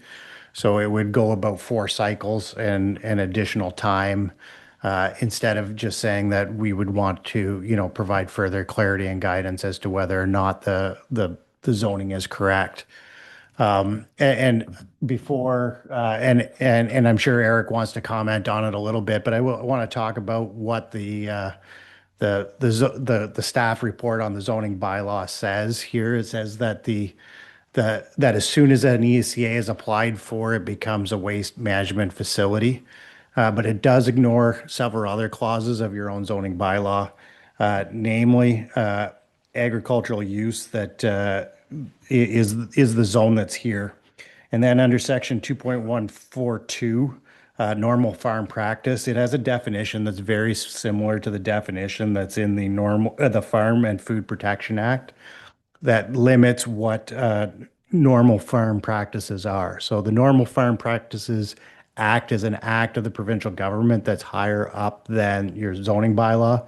And one of its purposes of that upper tier act is that municipal bylaws cannot limit agricultural practices in normal farming. And what we do look at between the two definitions in 2.142 of your zoning bylaw is that a proper and accepted use of standards established by similar businesses under similar circumstances, which I think the only similar farm in similar circumstances would be Stanton Farms in this position. And they are operating on an agriculturally zoned property with an environmental compliance approval.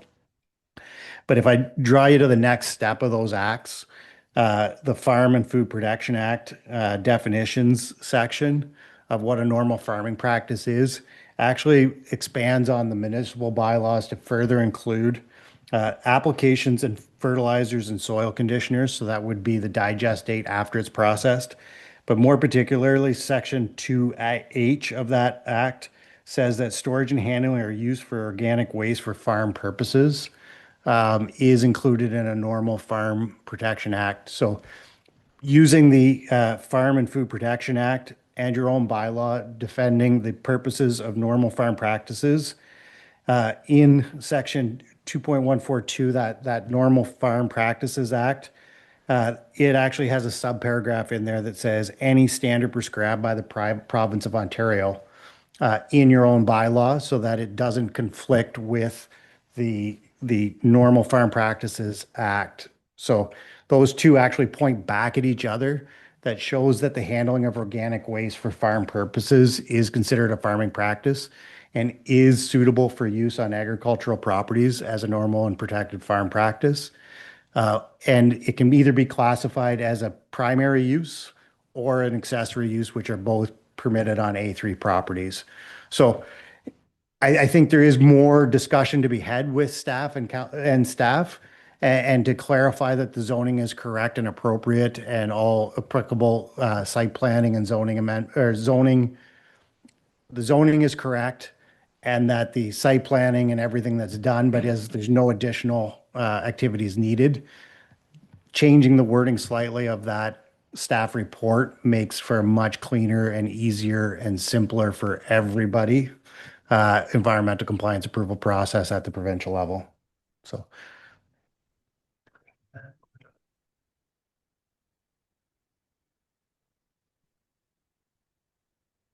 Okay, so I will turn it to Mr. Steele then and I'll ask you the same question. And you turn off the microphone. Thank you so much. Yes, so if I can put the same question to you, Mr. Steele, so what would be the risk to the opposite, or what would be the risk to the municipality if we did remove that language or made it more open-ended? To your worship, because in terms of the intent of this report of providing these comments is just to ensure that the township is able to raise concerns or flag potential items that may need to be reviewed, just to ensure that the ministry is aware of those when making a decision. Since if the township does not provide comments, the ministry will assume that the township has no interest in sort of the outcome of that decision.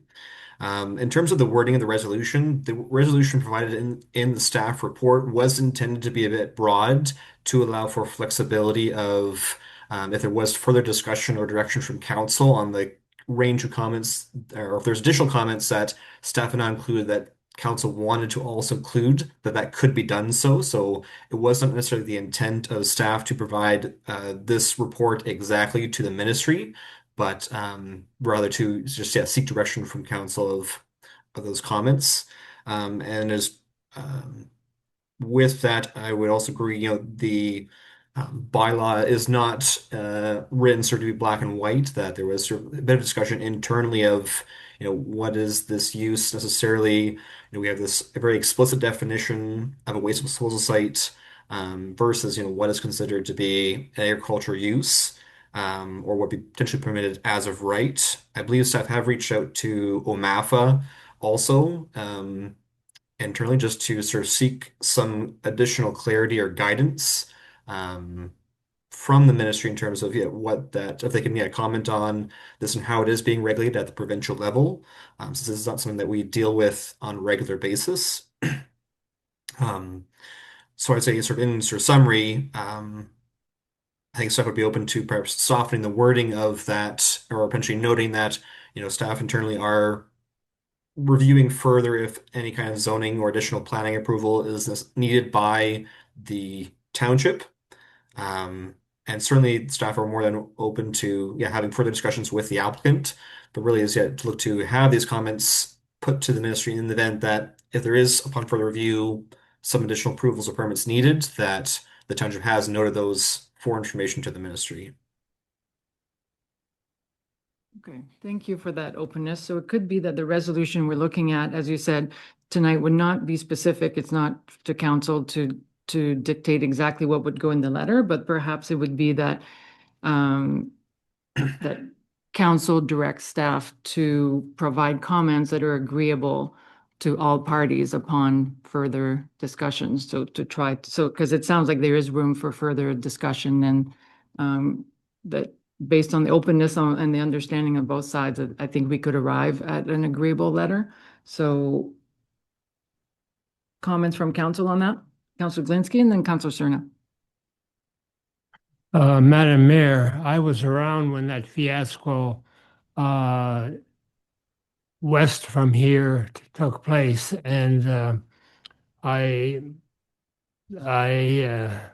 really am concerned when that is brought back to mind. So I have a question. Did I hear correctly that the material that is going to be brought in is not manure? So currently the site is about 100,000 tons of manure, cubic meters, and 40,000 cubic meters of off-farm material. That is happening presently. So we are already taking off-farm anaerobic digestion material to the site. So that is going through our anaerobic digestion process. So it's an engineered kind of package that digests the material, same as like a human stomach, and then produces digestate at the end and energy. So what we are looking for is changing that 40,000 to 100,000 to match with that manure volume. And it's not saying that we're going to do 100,000, but we're saying we want to get close to that 50-50 blend that OMAFRA is contemplating within the Nutrient Management Act. So it's already happening that we take off-farm anaerobic digestion material. That happens on, that's part of the nutrient management approval. It's a permitted use, and it's a very prescriptive list of what you can take within the nutrient management plan. So that's pretty well what every single digester in Ontario is currently doing. Every single one except one we recently built, which is in Forest, which is manure only, but generally manure only digesters aren't of the right scale to be economical. So you have to bring in this off-farm anaerobic digestion material. Do you want to follow up? So it sounds like it is more than. Just to follow up, just exactly what is the material that is brought in, and where does it come from? Because that was the crux of the problem before. It was the material and where it came from. And I would hate to see this material coming from the same source, because sooner or later we would be in the same kind of situation. So what is the material and where does it come from? Thank you. Sorry. So the material, so maybe go back, like the material is, so there's a list of material that we can take from OMAFRA. So they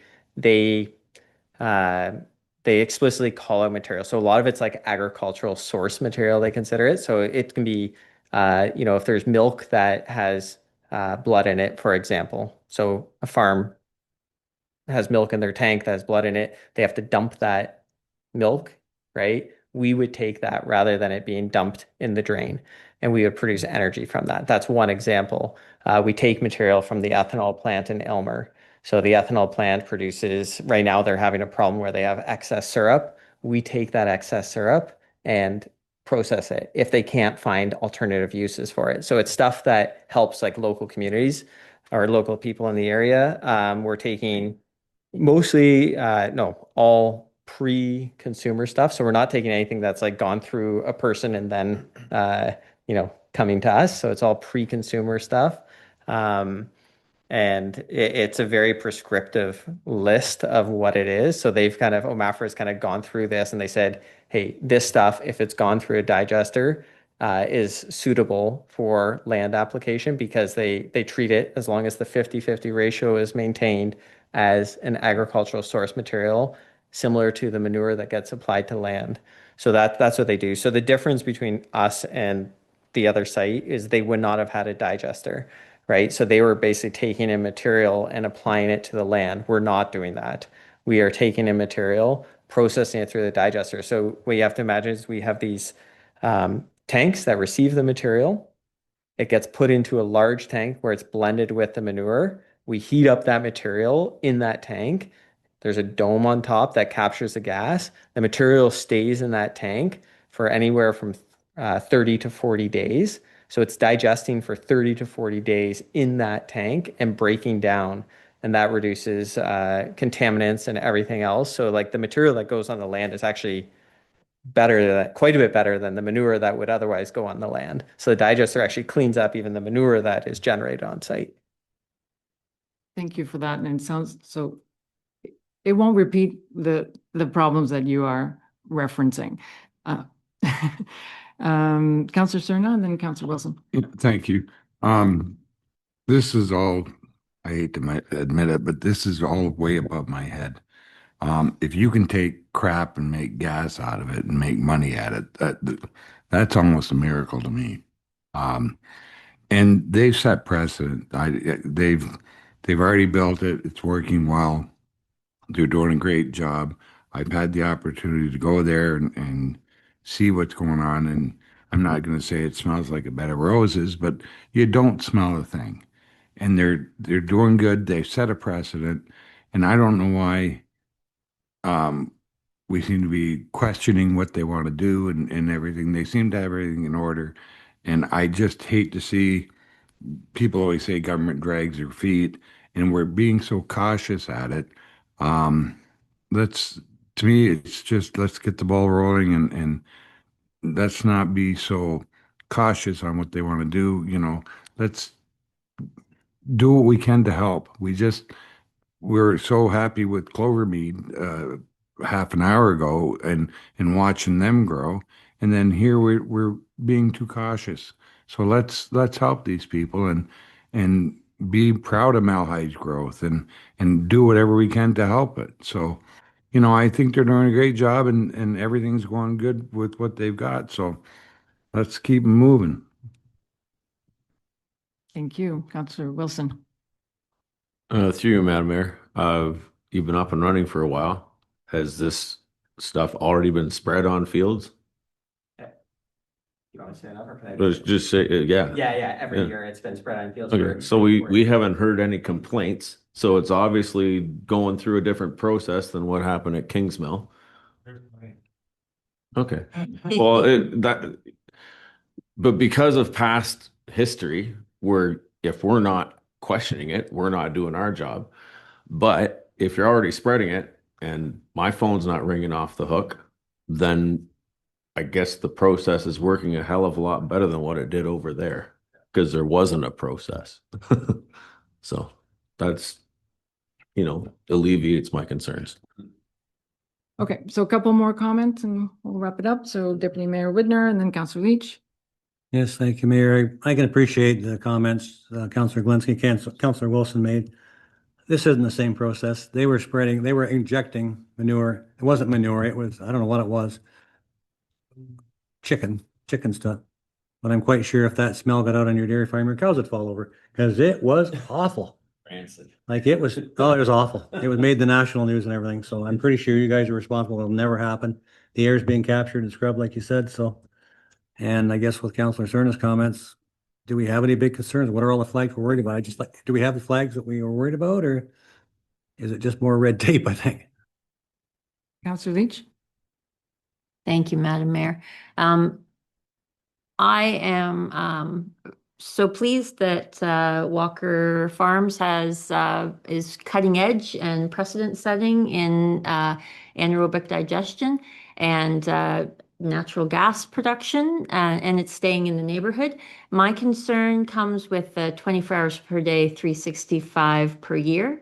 In a rural community, we're used to agricultural areas having some round-the-clock activity, but the 100,000 would mean like half the year, 182 days, you could anticipate a truck on the road, increased traffic.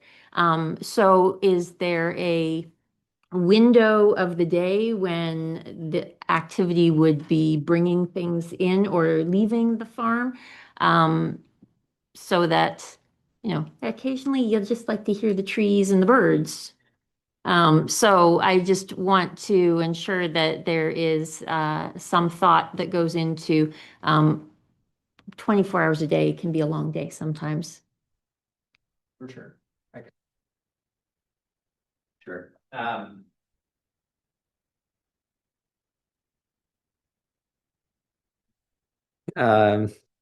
Most of the sites that we're getting material from, they run business hours. I would say like if we look at, what we're doing currently, it is vast majority regular business hours. They pick up a load and they might come here an hour later. So, they might pick up a load at 8 and they're there at 9 type thing. So there is the occasional load that comes outside of those hours, emergency loads. That does happen. So we wrote it in the ECA to kind of allow for that, but the plan is definitely not to be operating like this. Like we don't have operations there throughout the night either.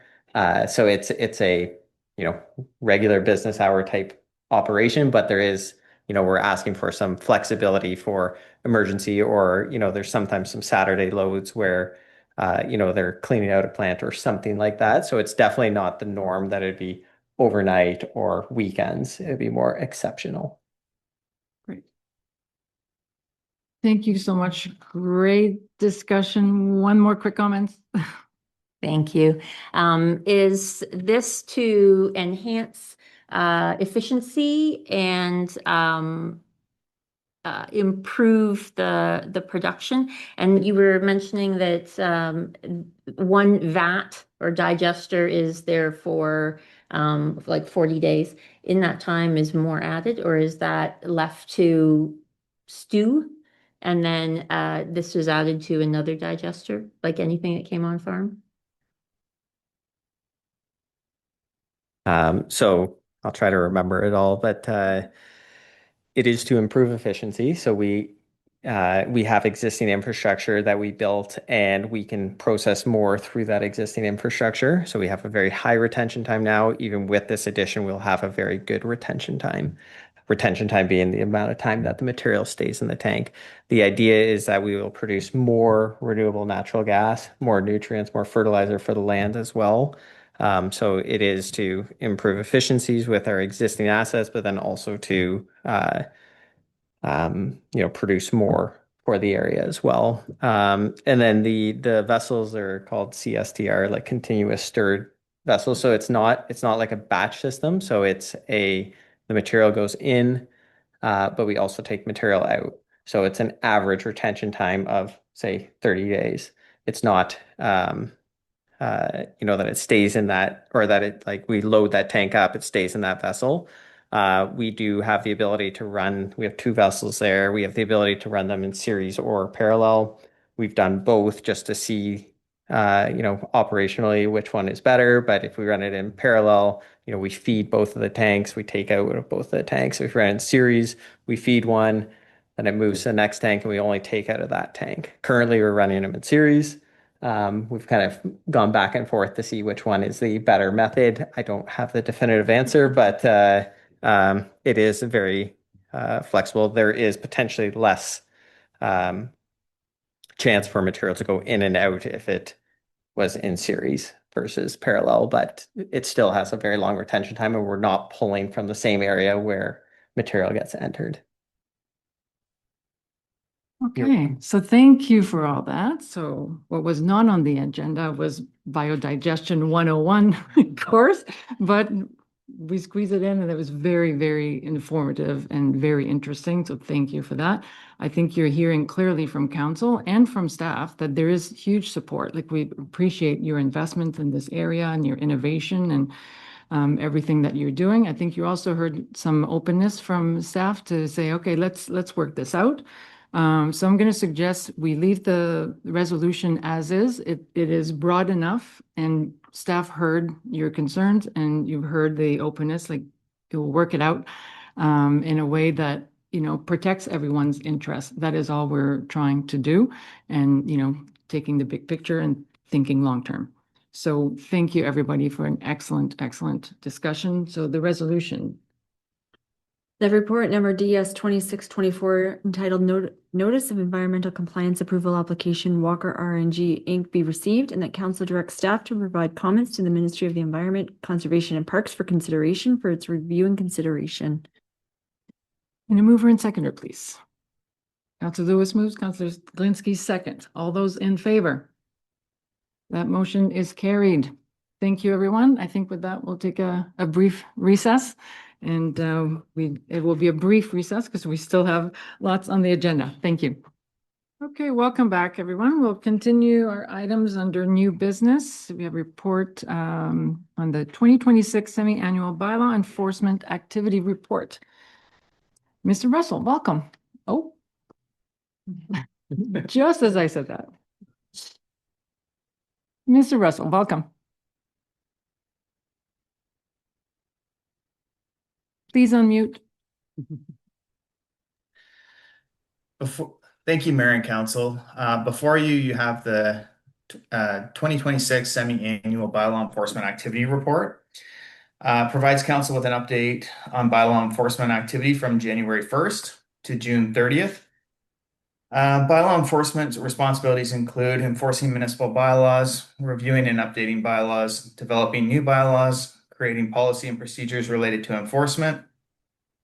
Malahide uses customer service-based enforcement approach. So we're looking to gain compliance with people and work with them before issuing fines. So our big component is education and communication, working with people. For the time here between January 1st to June 30th, we had 29 complaints and we're able to close 25 of them. That's an 86.2% closure rate here. The complaint numbers reflect formal complaints only and do not include general calls, emails, or inquiries. And several of these complaints were actually received near the end of June. So the closure rate isn't higher than it was. So we got quite a few complaints at the end of June. Rural Malahide continues to generate majority of the complaints. Of 16 of the 29 complaints, Springfield accounted for the second highest number of complaints for 5. And dog-related complaints, which are dogs at large barking, dog bite, accounted for 9 complaints. Lot maintenance counted for 5, and parking for 4 were also significant complaint areas. Average complaint investigation time is within 2 days of the complaint. Complaints were prioritized based on public safety, health and safety concerns, and community well-being. Bylaw enforcement is highly personal because it involves private property, business, individuals, activities, and possessions. Staff must balance complaint expectations with fair enforcement. The conclusion is 29 formal complaints were received during the first half of 2026. The bylaw program continues to emphasize education and voluntary compliance over prosecutions and enforcement. Complaint response times remain strong, averaging 2 days, and most complaints involve dogs and lot maintenance issues. Bylaw enforcement remains a growing service in Malahide and continues to work through improving service delivery through 2026. And I just also wanted to provide Council with an update too as well. The animal control bylaw is drafted and has been sent to the CAO for review. And at this point, I'd like to turn it back over to the Mayor if Council has any questions. Thank you very much. I'll open it up for comments or questions. Councillor Leach. Thank you for your report. It seems like everybody seems to be fairly happy, which is a positive. Is there anything that we should be doing to reduce the complaints further? I think the complaint numbers are pretty good here in Malahide. It seems that the residents are getting along, which is good. Some of the projects that I have here lined up is possibly doing a swimming pool enclosure bylaw and also a parks bylaw here for the fall and winter. So that's the directions that I'm looking at going, is expanding some additional bylaws. Thank you for that. Good to hear. And I agree, if there's any area of prevention, like more education around parking or around like things that people do out of not knowing, if there's more little communication, social media communication blitz we can do or something like that. Great to always would be nice to reduce the number even more. why not? Other comments or questions? Counselor Wilson? Through you, Madam Mayor. Since dogs remain the sort of the top problem, I'm looking forward to your upcoming report. Thank you. Other comments or questions? And if not, thank you very much for this update. We'll consider a resolution, please. The report number DS 2625 entitled 2026 Semi-Annual Bylaw Enforcement Activity Report be received. Mover and seconder, please. Counselor Lewis moves, Counselor Glinski seconds. All those in favor? That motion is carried. Have a good evening. Thank you. The next report is for the 2026 municipal election, the appointment of the Elgin Election Joint Compliance Audit Committee members. Clerk Adams. Thank you, Madam Mayor. This report is a follow-up to the report presented earlier this year seeking authorization to participate in the Joint Election Compliance Audit Committee with the other lower-tier municipalities in Elgin, fulfilling a legislative requirement. The application process is now complete and Council's approval is being sought to implement the joint committee and appoint the recommended members. And if there are any questions, I would be happy to answer. Thank you. Any questions? Counselor Leach? Thank you, Madam Mayor. How many people were trying to be on the committee? Through you, Madam Mayor, I believe there was about 6 or 7 applicants. Great to see a good level of interest. Any further questions? We'll consider a resolution, please. The report number clerk 2606 entitled 2026 Municipal Election Appointment of Elgin Election Joint Compliance Audit Committee members be received and that council endorses the appointment of Christine Scrimger, Andrew Wright, Marty Gobbin, Ophelia Chang, and Chantel Therian to sit on the Elgin Election Joint Compliance Audit Committee for the 2026-2030 and that a bylaw be adopted confirming these appointments. Thank you. Mover and seconder, please. Counselor Cerna moves, Counselor Leach seconds. All those in favor? That motion is carried. The next report is the Health and Safety Commitment Annual Compliance Update. Manager Lloyd, welcome. Thank you so much, Madam Mayor. Through you to Council.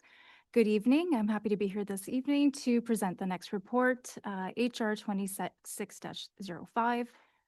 So this report provides Council with an annual update on the township's health and safety compliance and requests authorization for the mayor and the CAO to sign our annual health and safety commitment. The township continues to meet its legislative requirements through active health and safety committees like our joint health and safety committee boards that we have, ensuring that members are certified in accordance with the Occupational Health and Safety Act, meeting together regularly, including monthly workplace inspections and employee training. Reported incidents were investigated with corrective actions implemented where appropriate, and no significant recurring trends or systemic concerns were identified through this analysis. One critical injury occurred on private property. Many of our positions do go on private property, and unfortunately, we can't eliminate all hazards that may be present at private residence. But we can ensure that we have protocols and proper procedures in place to ensure that the employee knows how to, complete their own assessments when performing inspections on private property. For that particular incident, the ministry did investigate because 911 was called, and so that triggers ministry review. They did investigate and determined that the hazardous condition was out of our control. And so no orders or charges were issued concerning that particular incident. The great news is that there was no lost time injuries or WSIB lost claims for this reporting period, or workplace violence or harassment complaints during this period as well. So moving forward, we're always wanting to focus on how we can improve, right? So we're investigating not only the incidents that are reported, but identifying any gaps in, like our procedures, SOGs for the fire department, and just having those ongoing conversations in terms of health and safety. Because at the end of the day, we want to ensure that our employees are working safely, and in accordance with the Occupational Health and Safety Act. You will note equipment damage during the reporting period resulted in a relatively low repair cost. I know that was one of council's questions last year in terms of, what is the cost for equipment damage? I'm happy to report that the damage that did occur during this reporting period was relatively low, and we're able to use township resources, staff time to repair those types of damages. So that really minimized the need for external contractors. As you know, that does get costly. So overall, the financial impacts are relatively low, and we're able to be maintained within the operating budget. So recommendation here is just to receive the report and authorize the mayor and the CAO to sign our annual health and safety commitment, which is posted on our health and safety boards. And I'm happy to answer any questions that council may have. Thank you. Thank you. Questions, comments? Very clear. Well done. Good work. The resolution, please. The report number HR 2605, Health and Safety Commitment Annual Compliance Audit be received, and that the mayor and CAO be authorized to sign the attached health and safety commitment on behalf of the corporation. Mover and seconder, please. Council Wilson moves, Council Leach seconds. All those in favor? That motion is carried. Thank you, Ms. Lowen. Nice to see you. We'll move on to the next report, the cash in lieu of parkland. Director Ng, welcome. Thank you. Thank you, Madam Mayor, and through you to Council. Attached is a report on the cash in lieu of parkland reserve fund for 2025. This is an annual report that satisfies the reporting requirements set out by the Planning Act. In accordance with this act, the township collects cash from developers for the purpose of acquiring land for parks or other recreational purposes. We started the year with $35,685 in the reserve fund. Throughout the year, we collected about $78,000 from developers, and we earned $1,600 in interest. That leaves us with $116,088 in the reserve fund at year end.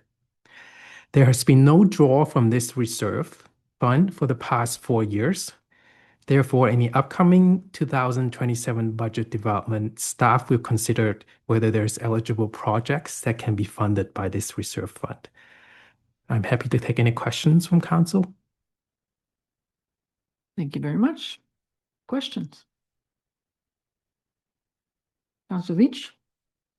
Thank you, Madam Mayor. Director Ng, what types of projects could be funded with this reserve?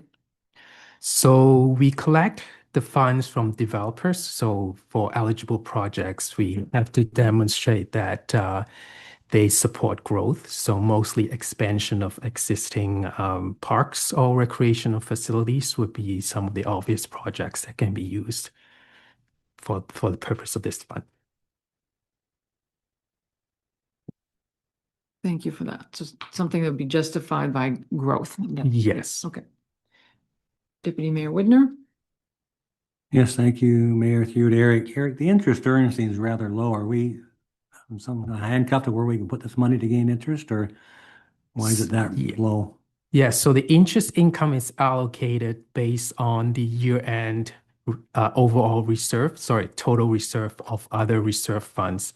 So for this particular reserve fund, we only have about $116,000 at year end, compared to if we look at one of the largest reserve fund, the capital reserve, that has about $11 million. So if we allocate interest based on the year-end balance of the reserve fund, this fund is earning minimal interest because other reserve funds have such large balances.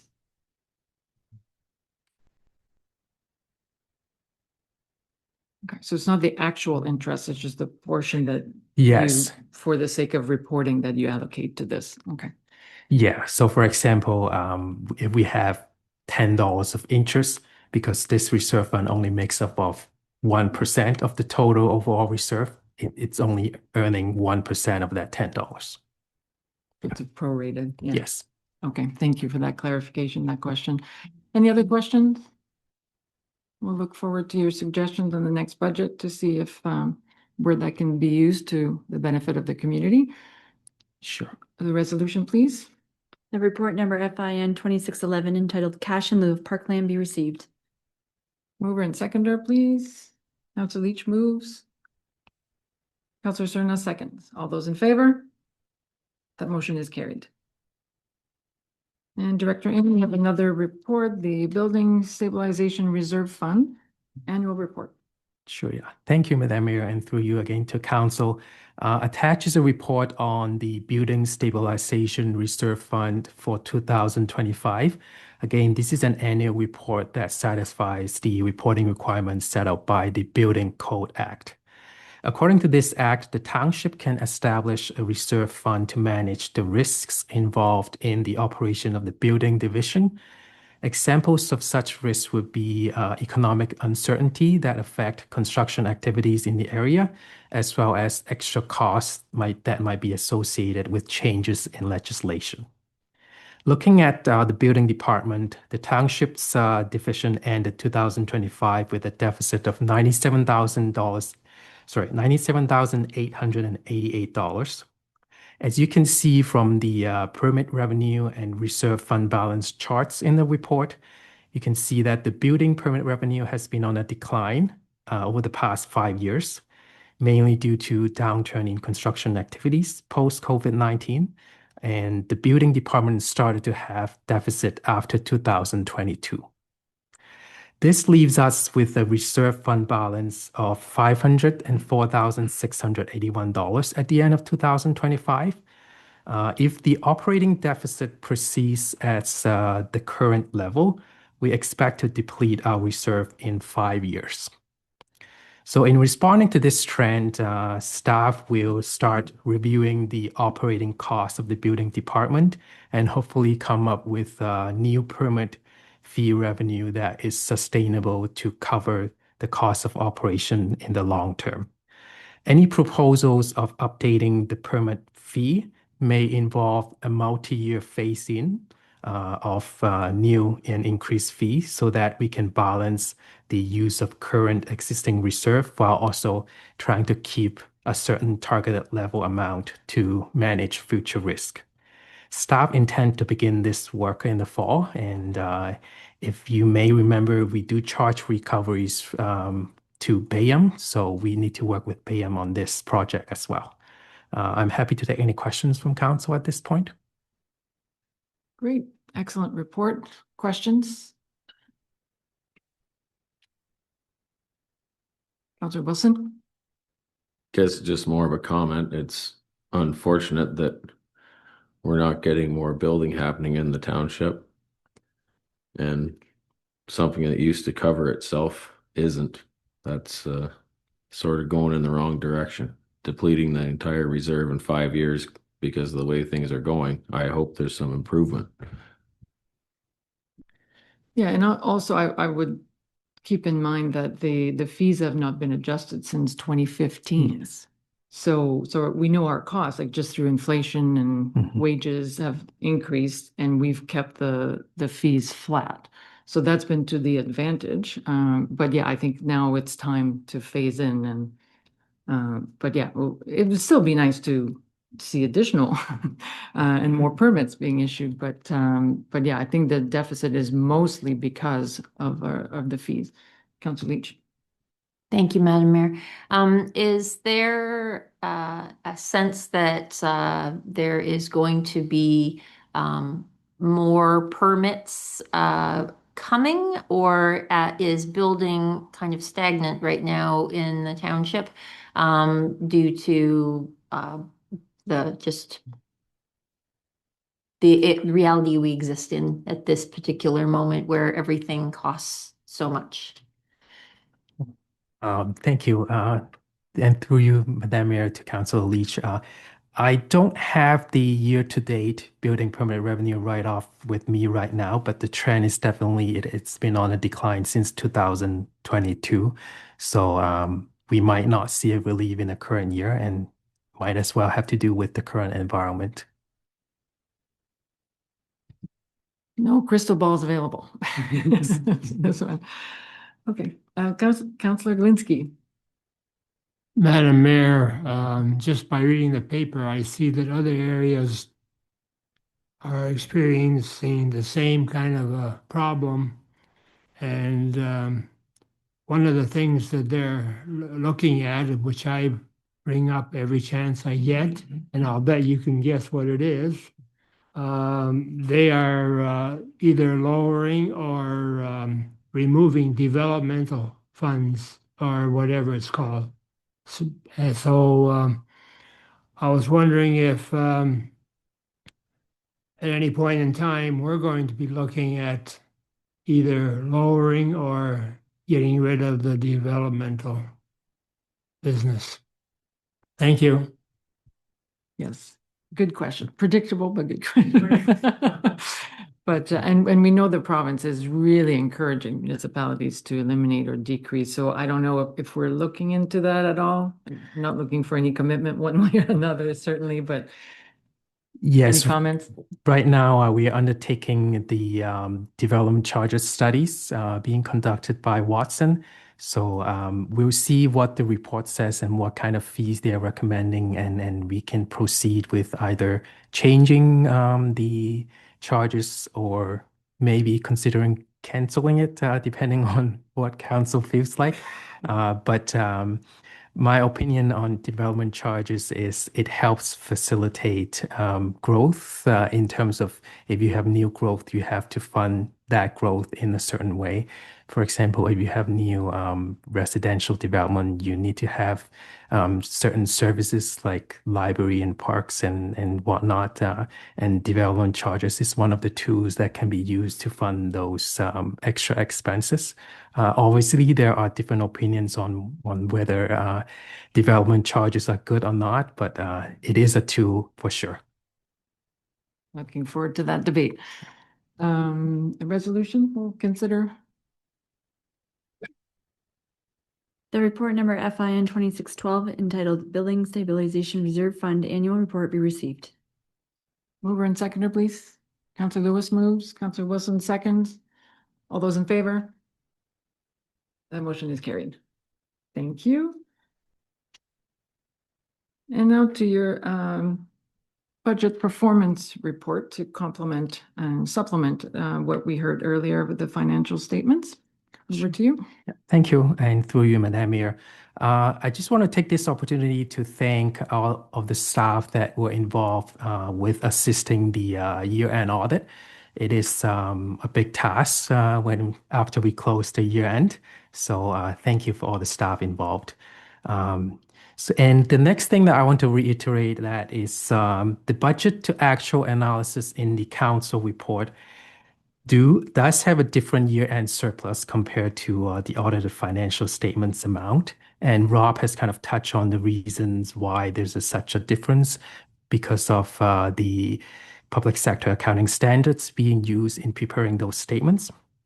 So with that in mind, if we look at the 2025 property tax supported operating budget, the township ended the year with a surplus of $676,930.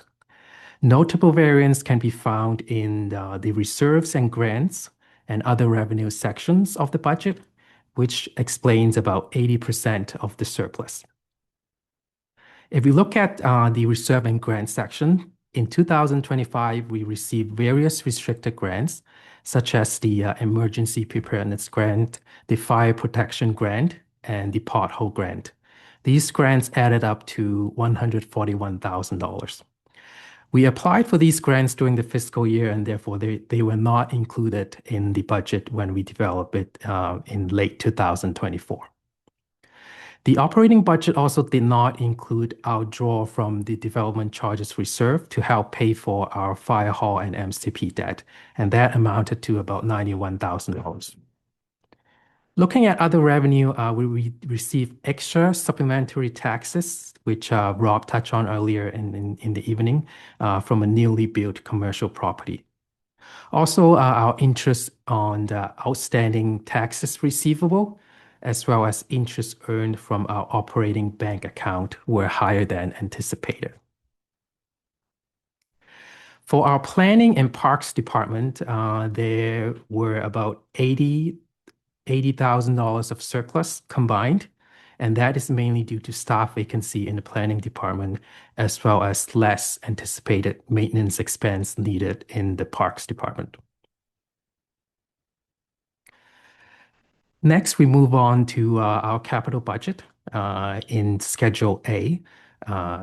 If you look at the schedule, about $2.3 million of the $7 million budget represents ongoing projects still need to be completed. This $2.3 million was carried over to the 2026 budget. So this leaves a true capital budget surplus of about $324,000 at the end of the year. A big part of this surplus was realized in road operations. Some of the projects, like the one on Pressy Line, were completed at a lower cost.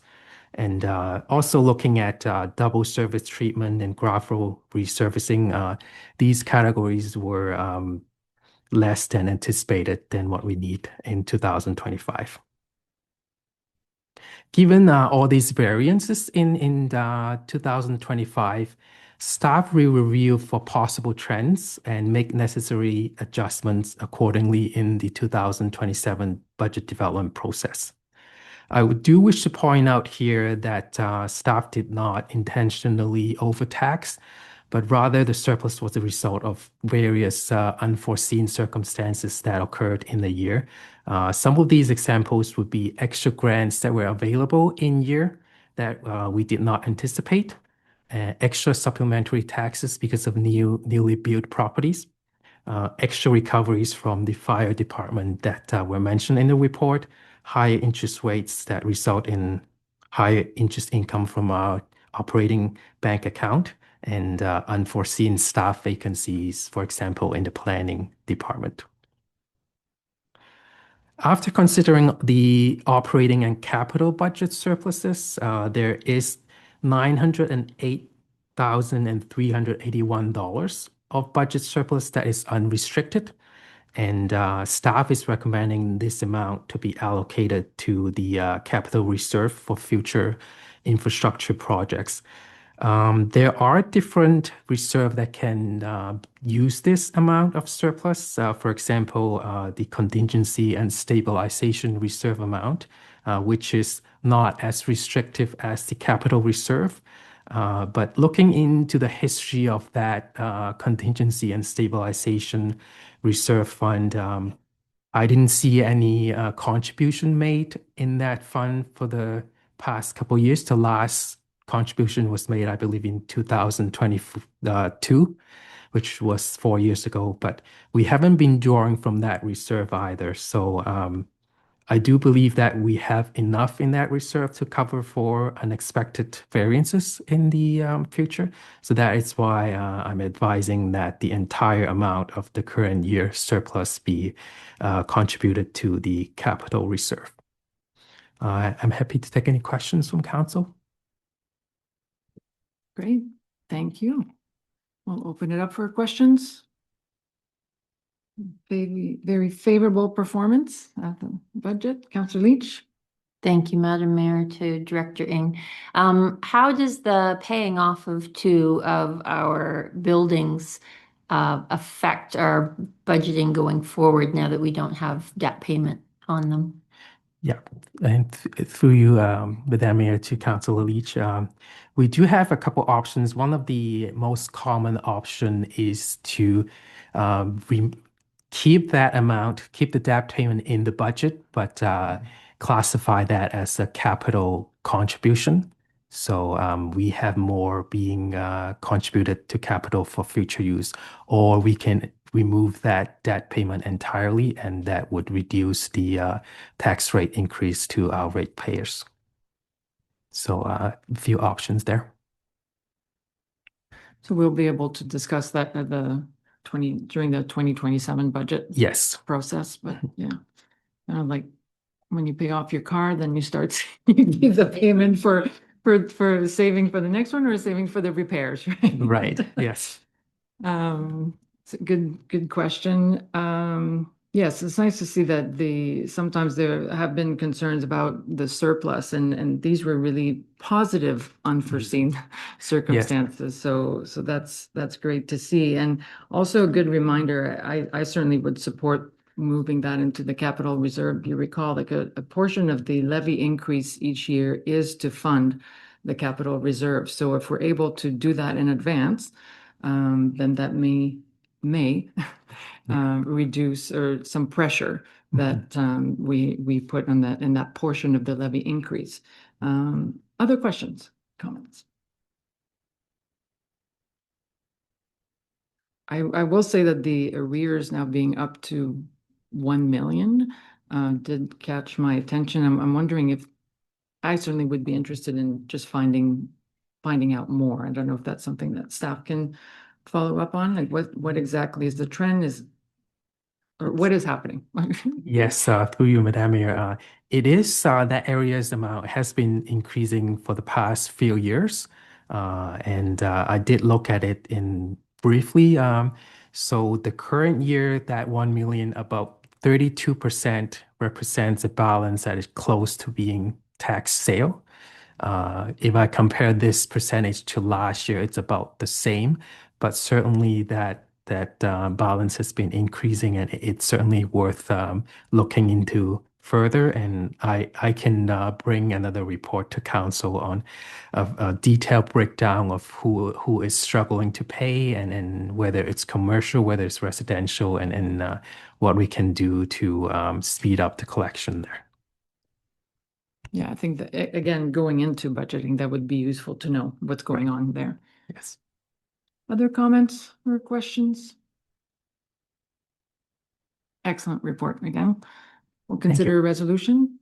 The report number FIN 26-10 entitled 2025 Financial Audit and Budget Performance be received, and that the township's 2025 budget surpluses be allocated to reserves as outlined in the reserve continuity schedule attached as Schedule B, and that the mayor be authorized to sign on behalf of council all required audit-related documentation and correspondence in connection with the 2025 audit. Mover and seconder, please. Deputy Mayor Widner moves. Councilor Cerna seconds. All those in favor? That motion is carried. Okay. Good job, Director Ng. So we'll Thank you, switch Madam to Mayor. Director Godby for the tender results for the Willieville drain. Okay. Yeah, sorry. Thank you, Madam Mayor. Through you to council. Report PW 2629 is the tender results for the Willieville line drain. As council may recall, you just heard earlier this evening that the engineer's estimate was approximately $122,000 for the construction of this drain. We have received 2 bids for this project, the low bid being in the amount of $118,000. So with that being under the engineer's estimate and meeting all of our internal requirements, and staff are content that Edgar Excavating is capable of completing this work within budget, we are recommending that the tender be awarded to Edgar Excavating in order to have this drain constructed over the next couple of months. If there are any questions, I will happily answer. Questions? Seeing none, resolution, please. The report number PW 26-29 entitled 10 results Willieville line drain be received, and that the tender for the Willieville line drain be awarded to Edgar Excavating in the amount of $118,616.17 plus applicable taxes. Mover and seconder, please. Councilor Cerna moves. Councilor Wilson seconds. All those in favor? That motion is carried. And the next report is the petition for drainage, the Krundike. Thank you, Madam Mayor. Through you to council, this report is in response to a petition that the township has received for drainage. If you look on page 128 of your agenda, you'll see the Krundike property, which is on Crosley Hunter line just west of Dorchester Road. They have applied for some drainage improvement, and with that, staff have are recommending the appointment of Spreet Associates, specifically John M. Spreet, to complete a new engineer's report in order to resolve this drainage issue. If there are any questions, I will happily answer. Thank you. Questions? Councillor Leach? Thank you, Madam Mayor, to Director Godby. The westerly portion of the existing Wheeler Drain, it only goes to the south side of Crosley Hunter Line. It doesn't have any under road culvert? Or so it's all new, or is it replacement repair of existing? Through you, Madam Mayor, to Councillor Leach. From my understanding, there would be a new crossing that would need to be constructed, likely in order to provide an outlet into that Wheeler Drain. Mr. Lopez, you approve of this answer? That's what I noticed. I didn't think you saw him. The correct answer. Thank you, and thank you for standing by, Mr. Lopez. Councilor Leach, follow up. So it says land base on the map for those two blue dots. Can you explain what that means?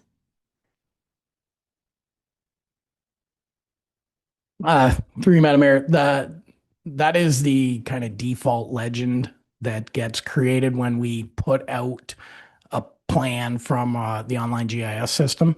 So if you look just above that, it says E911. So the layer is the 911 civic address point. So those 2 points, they're not labeled with the civic address, but that is what those points refer to. Thank you for clarifying that. Good question. Anything else? Councilor Glinski. Madam Mayor, just exactly where is this new drain? Because I see the blue hash marks for the existing Wheeler drain, and I see the two blue dots, and I don't see any drawing that shows where the new drain is. So, through you, Your Worship, the map was provided is just a location of the existing Wheeler drain. The branch that is on the west side is the branch that they're going to be extending under the roadway to the north side of the road to provide Mr. Kroondijk with an outlet for his field there. So the new drain is not shown. It's just the existing drain, Mr. Right, so the new drain is not shown, so that's why we can't see it. Does that help? That clarify? Thank you. Any other questions? If not, then the resolution, please. The report number PW 2630 entitled Petition for Drainage Kroondijk be received and that John M. Spreet of Spreet Associates be appointed to prepare an engineer's report for the Kroondijk petition. Thank you. Mover and seconder, please. Councilor Glinski moves. Councilor Leach seconds. All those in favor? That motion is carried. Thank you. Thank you, Mr. Lopez.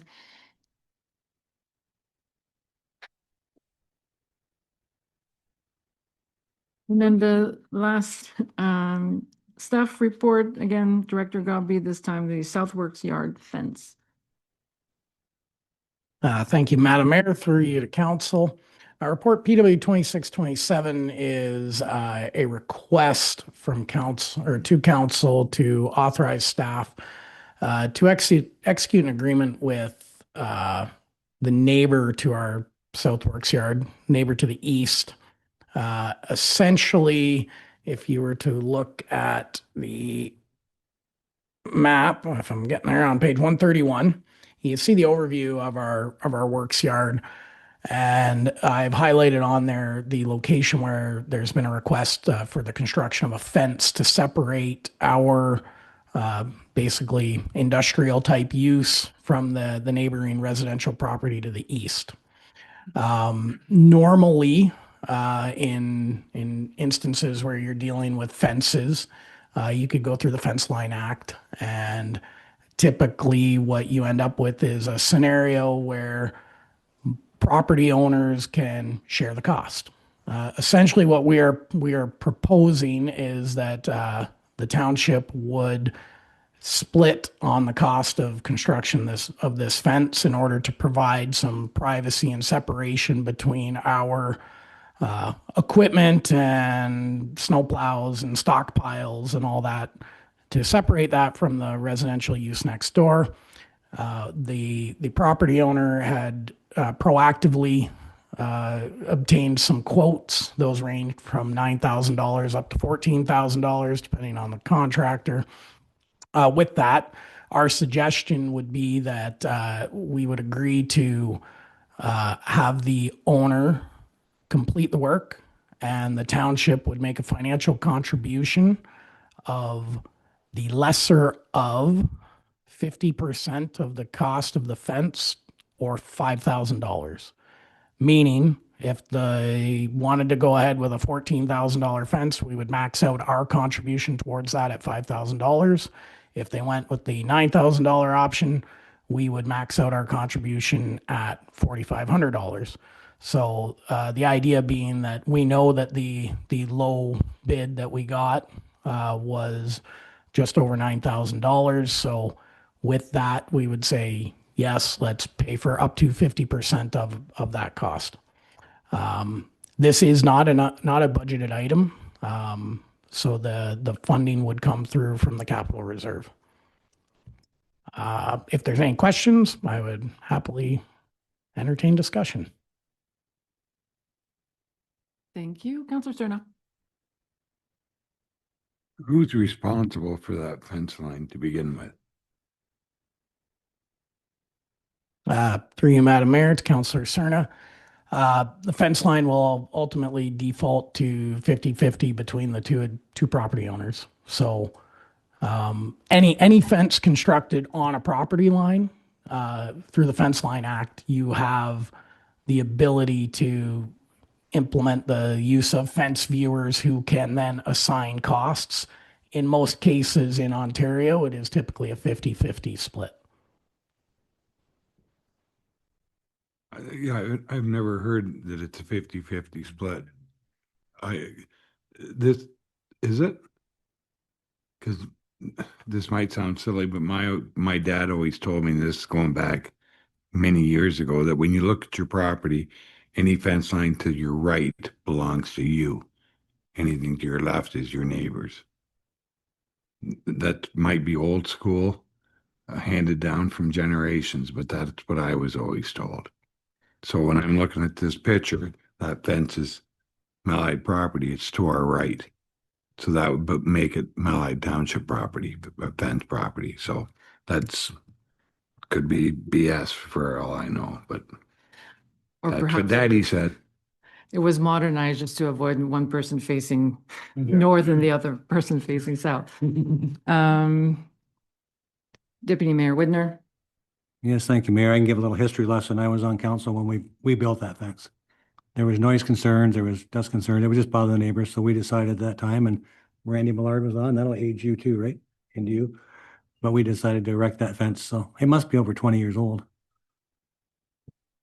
So through you, Madam Mayor, to the Deputy Mayor, I know the fence basically from the front of the building out towards the road was relative. I believe I've been anecdotally told that we did construct that fence quite some time ago. And it is in pretty good shape. It's this back portion that I don't believe was ever properly fenced off. You go back there, you can see the tree line on the aerials, and it does not really provide any real separation between the residential use to the east and where we actually constantly have equipment back there with our stockpiles in behind the building. So when you go around behind there, you can see straight through into this neighboring property, which is one of the reasons why, staff do agree that it would be a good thing, being a good neighbor would be a good thing to get this resolved in order to separate our use from their use. Seems very reasonable. Councillor Glinski.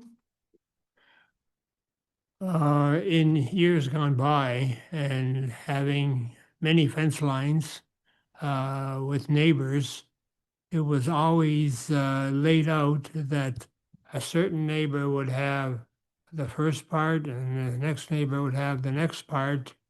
And that comes back to what Councillor Serna said, who actually owns that fence? Is that part of the fence that would be ours in its entirety, or is that part of the fence that would be the neighbors in its entirety? And I don't know where you would look to find the answer to that. But that's how farmers looked at it in days gone by. And I had lots to do with it. Thank you.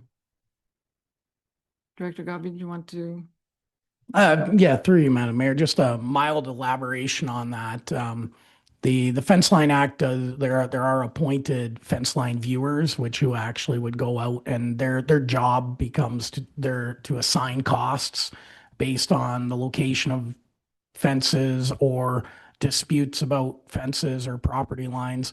Fortunately, I don't believe we need to go down that route. We can, but between the two property owners here, I think we can agree that if we put a fence on the property line, that we would be happy to share the 50% costs. With that, that's why we brought this forward, just to get this resolved, hopefully, and keep ourselves on our property and keep the neighbors on theirs, and that we can hopefully have this work even done before winter of this year, if possible, if it is council's desire. Final comment? Yeah, thank you, Madam Mayor. Thank you, Madam Mayor. You said, through you, Madam Mayor, to Jason, you said 50% cost, but your numbers don't add up, because you said he got a $14,000 estimate, and you said you were willing to give him $5,000 maximum, right? Yes, through you, Madam Mayor. We received 3 different quotes, so in dealing with the property owner, they went out and got 3 quotes, similar to what we would do if we were hiring the fence to be constructed. The low one was just over $9,000, which, as if we were tendering this, we would accept the low bid, not the highest one. The highest one was 14.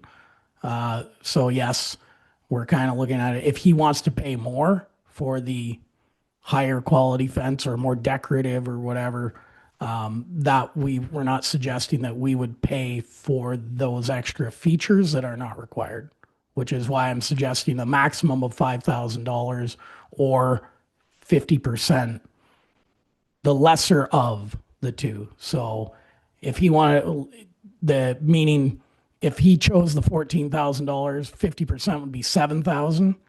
And we would say, no, because that's over and above what you could have done it for. So we're capping that at 5. But I think we're good, Councillor Serna. It's just a fence. I know, but if there's a difference between putting up a $14,000 fence Yeah, and a so $9,000. if he wants the deluxe version at 14,000, then that's a choice. But I think it sounds like it's doable for under 10, so therefore our contribution of 5 will be more than sufficient. Yes, and just if I may, Madam Mayor, just to Councillor Serna, all of these were kind of like for like quotings on a board-on-board privacy fence. It's not like we're going to put up only a cable wire fence or chain link or something like that. This is meeting the specs of what the property owner really was looking for. Right, it's still agreeable with the owner that's been discussed, so. Good fences make good neighbors. That's my looking at it. So the resolution, please. The report number PW 26-27 entitled South Works Yard Fence be received, and that council authorize up to $5,000 as a financial contribution towards the construction of a new privacy fence between 49458 John Wise Line, the Malahide South Works Yard, and 49488 John Wise Line. Thank you. Mover and seconder, please. Councillor Lewis moves. Councillor Wilson seconds. All those in favor? That motion is carried. All right, bylaws. We have 4 that we can consider in one resolution, please. That the following bylaw be now read a first and second time. 2644 Clovermead rezoning, 302 Imperial Road, and that the following bylaws be now read a first, second, and third time and finally passed. Bylaw 2640, appointment of Elgin Election Joint Compliance Audit Committee members. Bylaw 2641, Clovermead OPA 11302 Imperial Road, and bylaw 2642, Van Gorp rezoning 12709 Imperial Road. Thank you. Mover and seconder, please. Counselor Surnow moves, Deputy Mayor Widner seconds. All those in favor? That motion is carried. And we can now skip right through to correspondence. So of course, after 5 weeks, we have a bit of an accumulation with 29 items. I will draw your attention to number 5, which is the Highway 3 assessment study. So there is a information center next week. So that's August 26th at the complex from 4 to 7. So I encourage everyone to attend that. And also, again, just a comment to number 8 is the Catfish Creek Conservation Authority levy. I really appreciate that what is being proposed for Malahide is a 2.4% increase, is along the lines to what we, the conversations that we had throughout this year, and the agreement that the principles that we discussed. So I appreciate that they've honored that, and that also makes for great relationships. Much appreciated. Other comments or items to support? Councillor Leach. Thank you for that. Other items to pull out? Seeing none, resolution please. That item 16 be supported and that the remaining items be noted and filed. Mover and seconder, please. Deputy Mayor Widner moves. Councillor Lewis seconds. All those in favor? That motion is carried. So we can go to a confirmatory bylaw, please. The bylaw number 2643, being a confirmatory bylaw, be given first, second, and third reading and properly signed and sealed. Mover and seconder. Councillor Surnow moves. Councillor Wilson seconds. All those in favor? That motion is carried. And adjournment. The council adjourn its meeting at 9:54 to meet again on September 3rd, 2026 at 7 p.m. Mover and seconder. Deputy Mayor Widner moves. Councillor Surnow seconds. All those in favor? Opposed? That motion is carried. Thank you so much. Great meeting. Welcome back. See you in a couple of weeks.